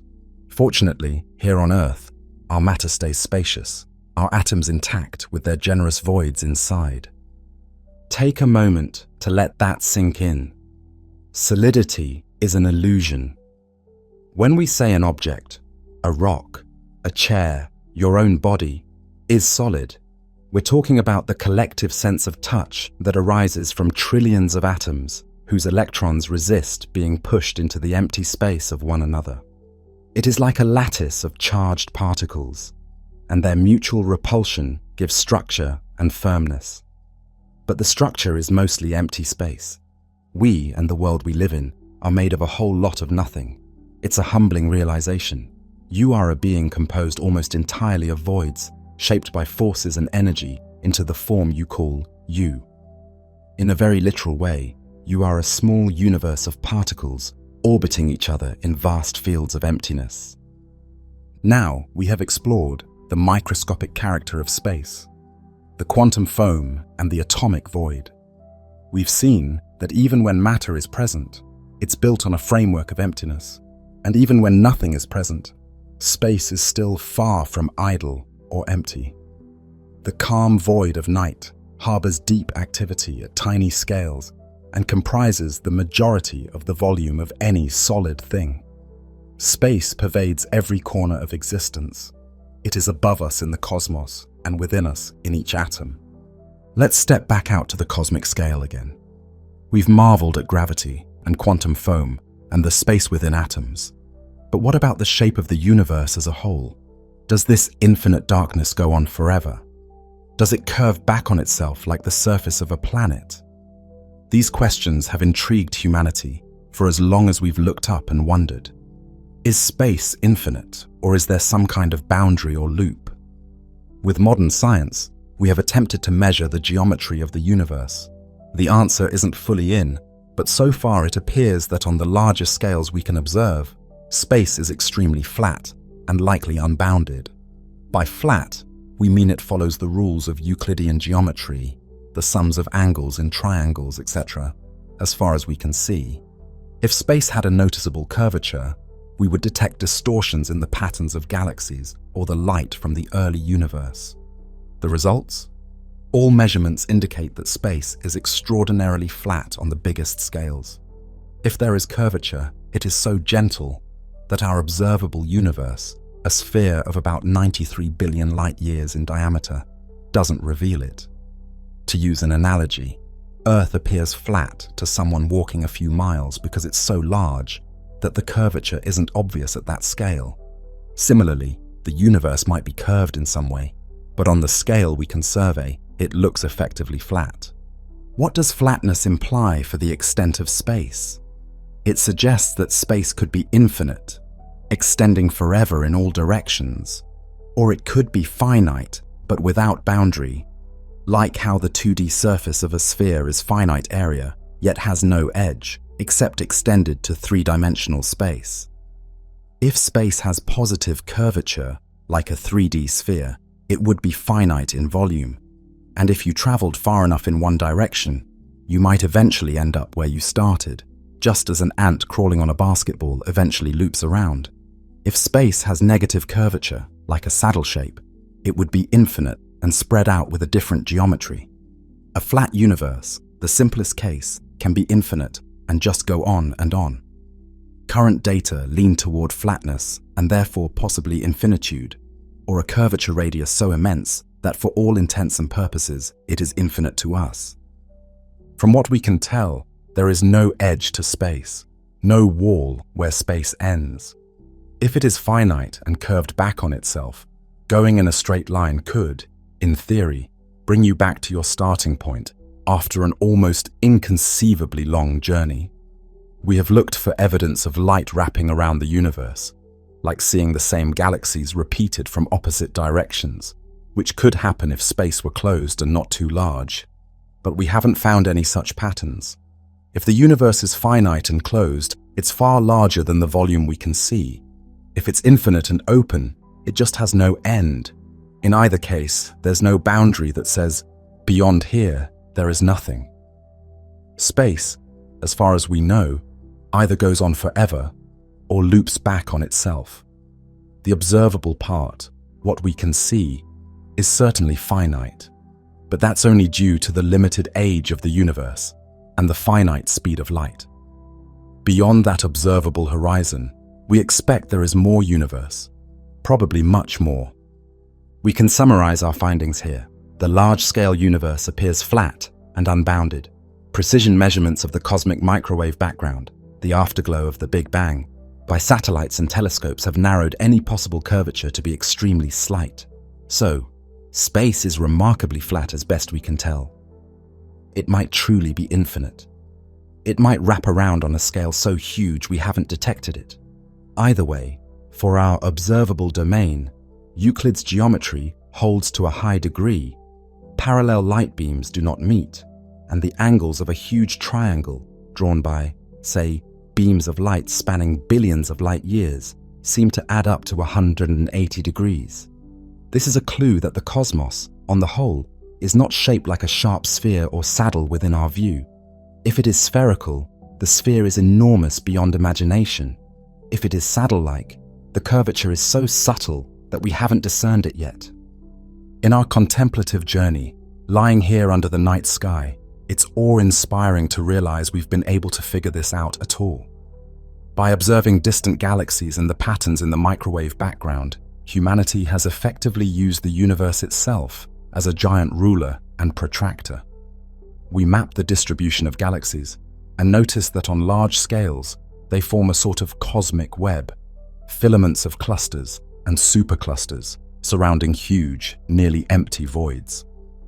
Those voids, expanses tens of millions of light years across with hardly any galaxies, highlight again how dominant space is over matter. Matter forms a delicate lace, and space is the vast expanse between its threads.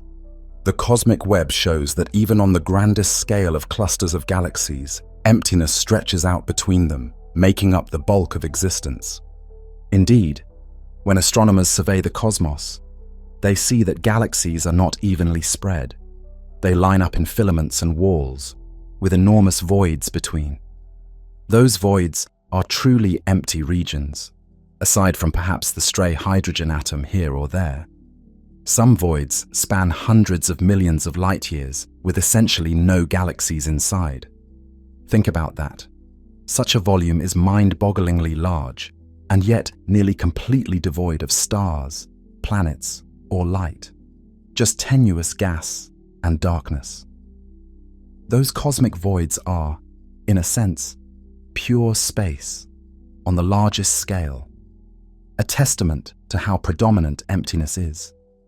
The luminous matter, galaxies, clusters, outlines like scaffolding on the tapestry of space, but the vast gulfs between that scaffolding are space itself, pristine and quiet.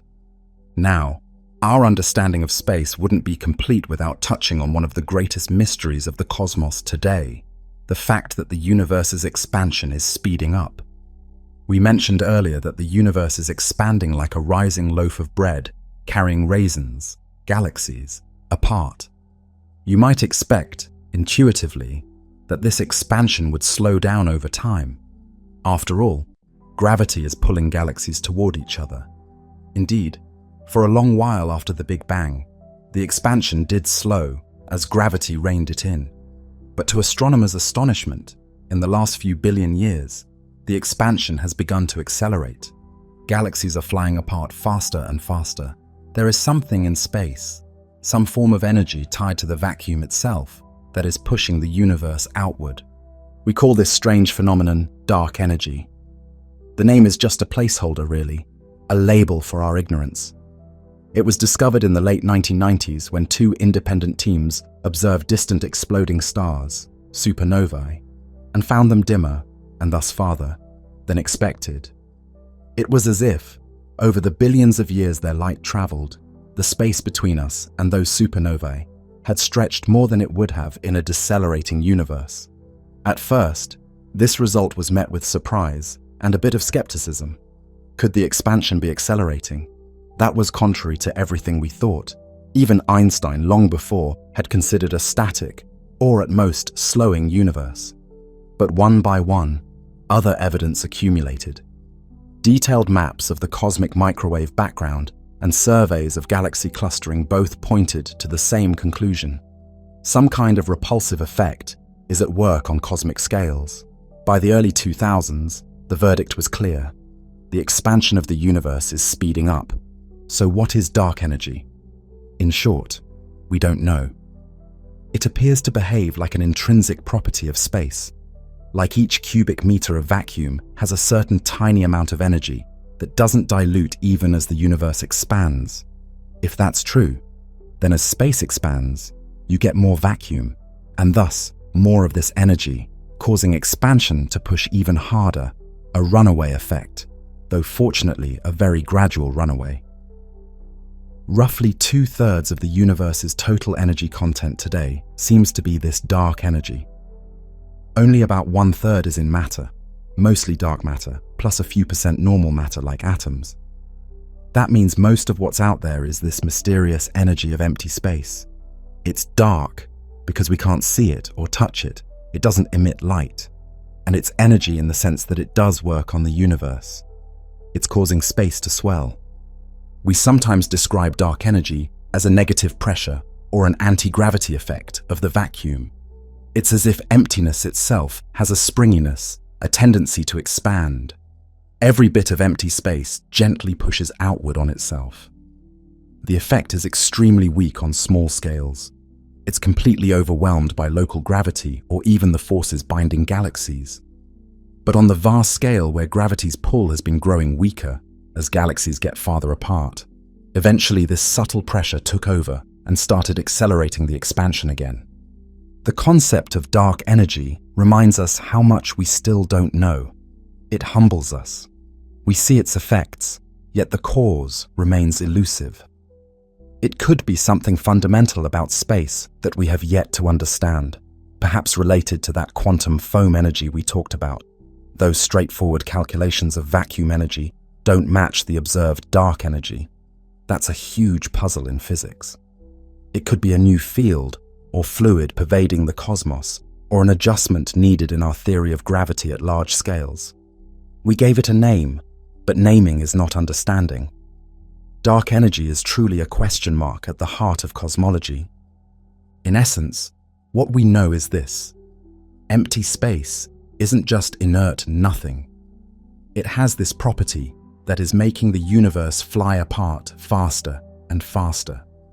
The same emptiness between galaxies carries an unknown energy that currently drives the fate of the entire universe. Far from being an irrelevant void, space, through dark energy, will determine how the cosmos evolves trillions of years into the future. To put it succinctly, something latent in empty space, call it dark energy, is accelerating the expansion. The void has a sort of built-in push. This discovery is as dramatic as when we first learned space can bend. It tells us that space has a mind of its own, so to speak, a propensity not only to warp when mass is present, but to grow even where mass is absent. It's as though emptiness has a gentle heartbeat, steadily pumping the universe larger. So now we have seen space from two extreme perspectives: the microscopic, roiling with quantum fluctuations, and the cosmic, swelling with dark energy. We've also seen space permeating matter in atoms. It is clear that space is not a passive backdrop. It's dynamic and rich. Let's recap our journey so far in simpler terms. Gravity taught us that space is flexible. It can bend, fold, and ripple. Relativity taught us that space and time are united. Quantum physics taught us that space is restless at small scales. It's never truly empty. Modern cosmology taught us that space can expand and carries a mysterious energy in its very form. And everyday life and atomic physics taught us that even seemingly solid matter is mostly space inside. Now, with these insights, consider what space really is. It's not empty. It's the very medium of existence. Space is the canvas on which the masterpiece of the night sky is painted, and also the paint and pigments in that masterpiece. It is the medium through which light travels, and also an actor that shapes the story. By bending light, for example, as in gravitational lensing, where space curves around a massive galaxy cluster and bends the light of more distant galaxies into arcs. Space is the connector between distant objects, the silence that allows a conversation via light or gravity to happen across cosmic distances. Space is the stage on which all cosmic drama unfolds, and yet it is also an actor, shaping the plot with its curves and expansions. It is the ocean on which galaxies sail and the gentle tide that carries them apart. Space is a teacher of humility. It shows us that even what seems empty can hold unimaginable power and significance. It reminds us that absence can be potent, that silence can speak volumes. The stillness of space, which once seemed like nothingness, in fact contains the code that dictates the evolution of the entire universe. When we consider the scale of space and how much of everything is made of it, we might feel small, but there is comfort in it too. Space is a comfort in its constancy. It's been here since the beginning and will be here long after the end of all things. When we feel overwhelmed by our day, we can look up and remember how vast and enduring the universe is. Our worries shrink in the face of that perspective, not to trivialize them, but to soothe us with the knowledge that we're part of something much larger and older, where many troubles have come and gone under the eternal sky. Even our ignorance, like the mystery of dark energy, is a kind of tribute to how subtle and profound space is. It's astonishing to realize that only a century ago, we didn't know any of this. We thought the Milky Way was the entire universe, and we believed space was just an empty void that played little role. Now we've learned so much, that the universe is expanding, that space and time bend, that there are countless other galaxies, that space can erupt with virtual particles and drive cosmic acceleration. Each discovery has only deepened the wonder. Knowing that space can ripple and boil and propel galaxies doesn't take away the magic of the night sky. It adds layers of awe to it. The more we comprehend, the more we appreciate how extraordinary it all is. Finally, let's ponder one more speculation that stretches our imagination to the limit. The possibility that our universe's space is not the only space. Could it be that beyond the observable universe, or in dimensions or contexts we cannot see, there are other universes, other expanses of space-time, disconnected from ours? In other words, a multiverse. This idea is highly speculative, yet many scientists consider it plausible given certain interpretations of cosmology and quantum theory. One scenario arises from cosmic inflation, the extremely rapid expansion that likely occurred fractions of a second after the Big Bang. Inflation might not have ended everywhere at once. It could be bubbling continuously, even today, in distant realms beyond our horizon. Each bubble that inflation drops out would become its own universe with possibly different properties.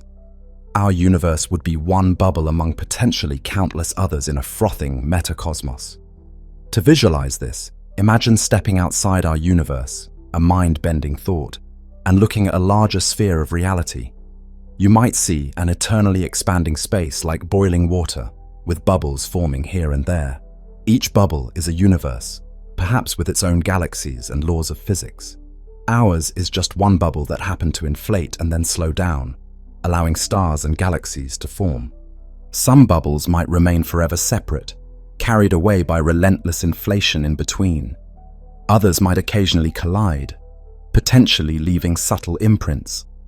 People have even searched our sky for patterns that could be from a collision with another universe bubble, though none has been confirmed. In this view, reality is far grander than what we can see, a multiverse of universes. Another multiverse concept comes from quantum mechanics, the many worlds idea, where every quantum event splits reality into multiple branches. In that interpretation, there is a vast ensemble of parallel outcomes, parallel universes coexisting in a larger quantum reality. If true, there might be another version of you in a parallel world where some decision or event went differently. This is a different flavor of multiverse, more about layers of reality stacking on the same space rather than separate bubbles of space. But it underscores how space might be part of a much larger tapestry. Whether through cosmic inflation or quantum many worlds, or other ideas, like perhaps a cyclic universe that periodically resets, the multiverse remains a hypothesis. We have no direct evidence of other universes. We may never have. It is a mind-expanding possibility, essentially suggesting that what we used to call the universe, meaning everything, might be just a tiny piece of an even vaster existence. If it's true, it's the ultimate Copernican revolution. Not only are we not the center of the universe, but our universe might not be the only one of its kind, just one bubble in an endless foam. Such a concept can be daunting, but it can also be oddly comforting. It would mean creation is endlessly fertile, that reality tries every possibility, that somewhere, everything that can happen does happen.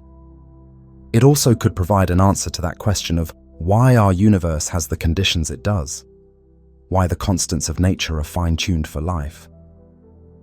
If there are countless universes with varying conditions, we naturally find ourselves in one of the rare universes that is compatible with observers like us.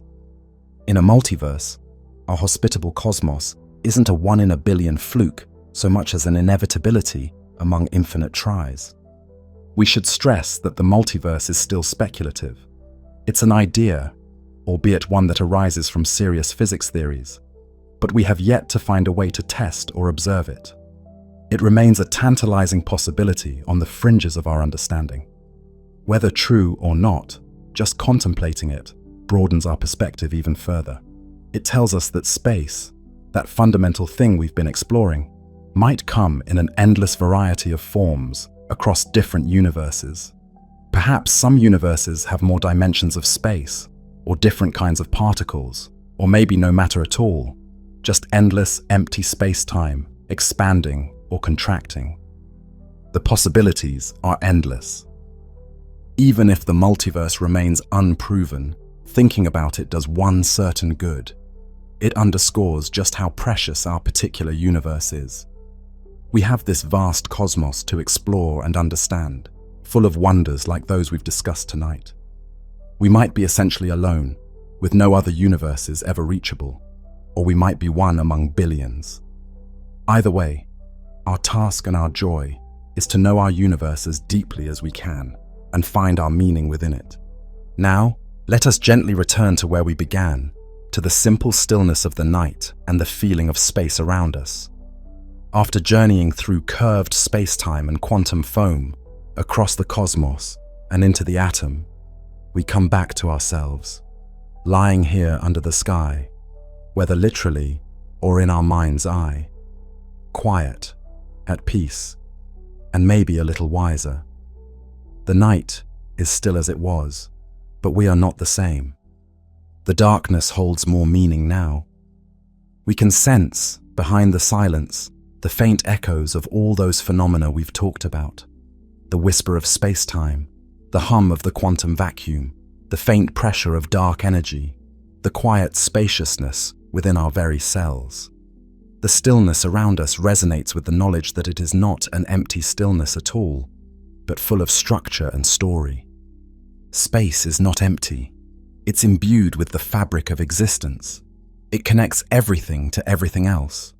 In this darkness, the light from distant stars travels. The space allows it to move at the fastest speed possible. The gravity of the Earth extends through space to tug on the moon.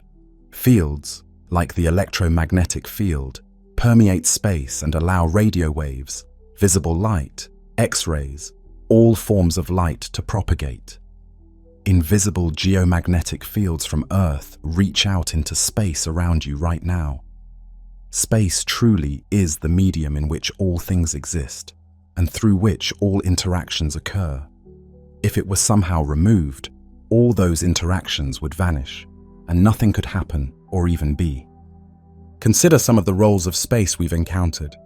Space is the canvas on which galaxies paint their grand designs, and also the weaver that curves and folds itself to create gravity's effect. Space is the nurturer of structure. Its quantum fluctuations seeded galaxies, and its expanses gave them room to grow. Space is the arena of all history. Every event that has ever happened, from the birth of a star to the firing of a neuron in your brain, took place in space-time. Space is the ultimate connector. When you touch a loved one's hand, it's the space and electromagnetic force fields in that space, between the atoms of your hand and theirs, that communicates the pressure and warmth. Space is a teacher. It teaches us that what appears empty can be full, that absence can have presence. It is a guardian of the universe's secrets, hiding dark energy within itself, keeping the ultimate fate of the cosmos in its hands. And space will be the stage for the universe's far future. Looking trillions of years ahead, one can envision a time when space will be virtually all that remains. As the eons pass, galaxies outside our local group will drift farther and farther away, eventually vanishing beyond the horizon, their light stretched into oblivion by the expanding space. The night sky will grow emptier as distant stars disappear from view. Trillions of years from now, even the stars in our own galaxy will exhaust their fuel. One by one, they will wink out, leaving behind faint embers, white dwarfs, neutron stars, and black holes. These remnants will gradually cool and evaporate, in the case of black holes, via Hawking radiation, over an incomprehensible span of time. The universe will continue to expand and cool toward a state of almost complete darkness. In that far future, no new stars are born. No bright galaxies light up the sky. What remains is largely space itself. Vast, cold, nearly empty, studded only sparsely with subatomic particles and the fading whisper of photons from long ago starlight. And yet, through it all, space endures. The same fabric of space-time that was there at the fiery birth of the cosmos will still be there in that silent twilight eons hence. The stage persists even after the actors have left. Perhaps that will be the final chapter of our universe. An ever-expanding dark volume of nearly pure space, quietly extending into eternity. Perhaps, someday, quantum fluctuations within that nothingness might seed a new Big Bang, a new universe, a speculation in some cyclic cosmologies. But either way, The legacy of space is that it is the last cosmic witness. When all else has come and gone, space will still be here, silent and waiting, as it was in the beginning. Space is, in a sense, the alpha and omega of the universe, present at the start, shaping everything in between, and remaining at the end. Now, back to this moment. The night is deep and beautiful. The quiet around you, this gentle void, is the same entity we've been contemplating in all those extraordinary ways. Let that sink in. The empty air and space enfolding you right now carries the heritage of the entire cosmos. It carries the gravity that holds you to Earth. It carries the starlight that reaches your eyes. It carries the potential for future worlds and the echo of the very birth of the universe, a faint whisper of microwave background that bathes all of space, even now, at about 2.7 degrees above absolute zero, giving the night a slight warmth. This space around you is part of the same continuum that bends around a black hole and expands between galaxies and buzzes with vacuum energy. You are deeply connected to the universe through space. You always have been. It's impossible to be truly isolated because the fabric of space links you to the furthest galaxy and the smallest atom. When you look at the stars or simply breathe the night air, that connection only becomes more apparent. You are a child of space, born from stardust that coalesced in space, sustained every second by the oxygen and photons traveling through space. And ultimately, when you return to dust, your particles will drift in space again. Bask in that realization. You belong. You belong here in the universe, and it belongs in you. The boundary between you and out there is not a wall, but a porous membrane constantly exchanging matter and energy. You inhale the atmosphere, drawing in molecules that might once have been exhaled by ancient trees or dinosaurs, and ultimately originated in cosmic processes. You exhale, and your breath's atoms eventually mix into the sky and beyond. In a physical sense, you are never separate from the universe.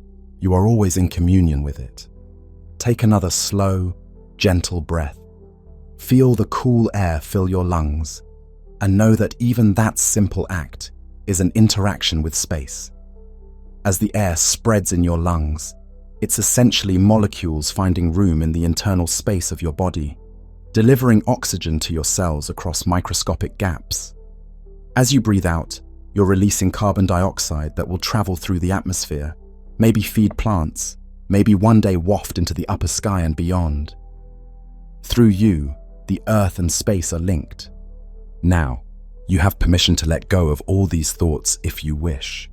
You don't need to actively think about curvature or quantum foam or dark energy anymore tonight. The knowledge is there, settled gently in the back of your mind, enriching the way you feel the night. You can simply relax in the feeling of it, the feeling of being part of this vast, ongoing cosmos. Above, the stars continue to shine, distant and silent. Around, the darkness remains calm and embracing. You might sense in your own body a mirror of the cosmos, the rise and fall of your chest like the expansion of space, the circulation of blood like galaxies drifting in their clusters, the neural flashes in your brain like tiny starbursts. In the stillness, you can almost feel the subtle humming connection between your life and the wider universe. You are safe. You are weightless and free. The quiet of space enfolds you like a warm blanket. Feel how the whole universe supports you in this moment, the ground beneath you, the air around you, the sky above. You belong here. You are part of all this. There is nothing you need to do right now except be. Just exist. Just rest. Inhale the stillness. Exhale any worry. Let yourself float on the calm of the cosmic ocean. You are safe. You are embraced by existence. You are at peace. No matter where you go, you carry this home of space with you. It was there at the first moment of your life. It sustains you each day, and it will remain long after we are gone. The stillness that surrounds you is the same stillness that cradled the young universe and that will hold the final stars as they wink out. You are truly home in this stillness. It is the cradle of everything. All the understanding we've gained about gravity, time, quantum foam, expansion, and so on leads to a simple, profound truth. Space is not empty. It is everything. It is the foundation and framework of existence, and you are not separate from it. You are one with it. An expression of the universe, a part of space, becomes self-aware. When you gaze at the night, the universe is gazing back at itself through your eyes. So rest now, gently, in the embrace of space. Feel the deep peace of knowing that you are held by the same darkness that carries the stars. The infinite extends around you, quiet and caring. Let go of any remaining tension. Let it fall into the vast well of calm that is space. Let your thoughts drift like gentle clouds across the sky of your mind. No need to chase them. They can float away into the darkness, leaving you calm and clear. You are safe. You are weightless. You are free. The endless silent universe enfolds you, and you belong to it. You are a part of it all, and it is a part of you. In this profound unity, you can release all fears and rest. The night is very quiet now. Around you, the earth sleeps, and the cosmos watches in patient silence. Feel your heartbeat slowing, peaceful. A tiny clock kept by space-time within you. Feel your breaths becoming soft and rhythmic, the same rhythm that pervades all of nature. There is no rush. Time flows at its own gentle pace. Space provides limitless room for your dreams to unfold. You are home in the universe. You are never alone. The space that fills your room, your lungs, and your heart connects you to the furthest galaxy and to the beginning of time. In this knowledge, you can truly rest. All is tranquil. All is as it should be. Stillness. The stars shine. The galaxy slowly turns. The universe breathes in and out on timescales far beyond comprehension. And here, in this quiet moment, you breathe softly, in unison with the cosmos. The stillness of space is within you and around you. Let it lull you into a deep and gentle sleep. Feel yourself drifting, weightless, on a calm, cosmic sea. There is nothing to fear in this dark. It is the same darkness that gave birth to the first dawn. There is everything to love in this silence. It carries the echoes of creation and the promise of eternity. You are safe. You are connected. You are at peace. Sink deeper now into the comforting dark. The universe holds you like a parent cradling a child. The ground beneath you, the sky above, all is one with you. Your mind is quiet, tracing the outlines of these truths with a final, drowsy sense of awe. What remains is not calculation or analysis, but a simple reverence for existence. In the grand sanctuary of space, you close your eyes, your breathing slow and steady. The boundary between yourself and the night dissolves. You are the universe, and the universe is you, a wave returning to the ocean of space. Rest now in that knowledge. Rest in the arms of the cosmos. Feel the profound stillness, the gentle, omnipresent support of space beneath you, holding you up as it has held up worlds and suns and galaxies. Let that stillness fill you. There is nothing more to do, no more striving needed. Just be. Just let yourself go, like a leaf floating on a vast dark pond, carried by the calm currents. Space will watch over you. It has always watched over everything. Your mind is calm. Your body is relaxed. The stars continue their silent vigil overhead, and you drift closer to sleep, carried by the same silence that spans the light years. The feeling of space, that stillness, that openness, that gentle cradle of all things, is all around you, and it soaks into your very bones. In this moment, you are that stillness. There is no separation. Quietly, the universe whispers you a lullaby in the language of silence. It says, "You are home. You are home." Let yourself drift in this infinite peace, stillness, silence, space. The journey is complete. The knowledge is within you. The stillness is everything. You're a child of the cosmos, and the cosmos is kind. Feel its love in the quiet of the night. Space is not empty. Space is everything. And you, your atoms, your mind, your life, you are part of that everything. You always have been and always will be. In the great dark between the stars, there is comfort and belonging. In the stillness here, there is the embrace of the infinite. Be at peace, dear traveler of the universe. You are home in the stars and the night. The space around you is your space. The silence around you is your silence. Nothing separates you from the whole. You are safe. You are loved. You are one with the deep, eternal stillness of space. Rest now in that eternal stillness. Let the quiet carry you into restful sleep, as gently as a mother rocks a baby, as naturally as night becomes dawn.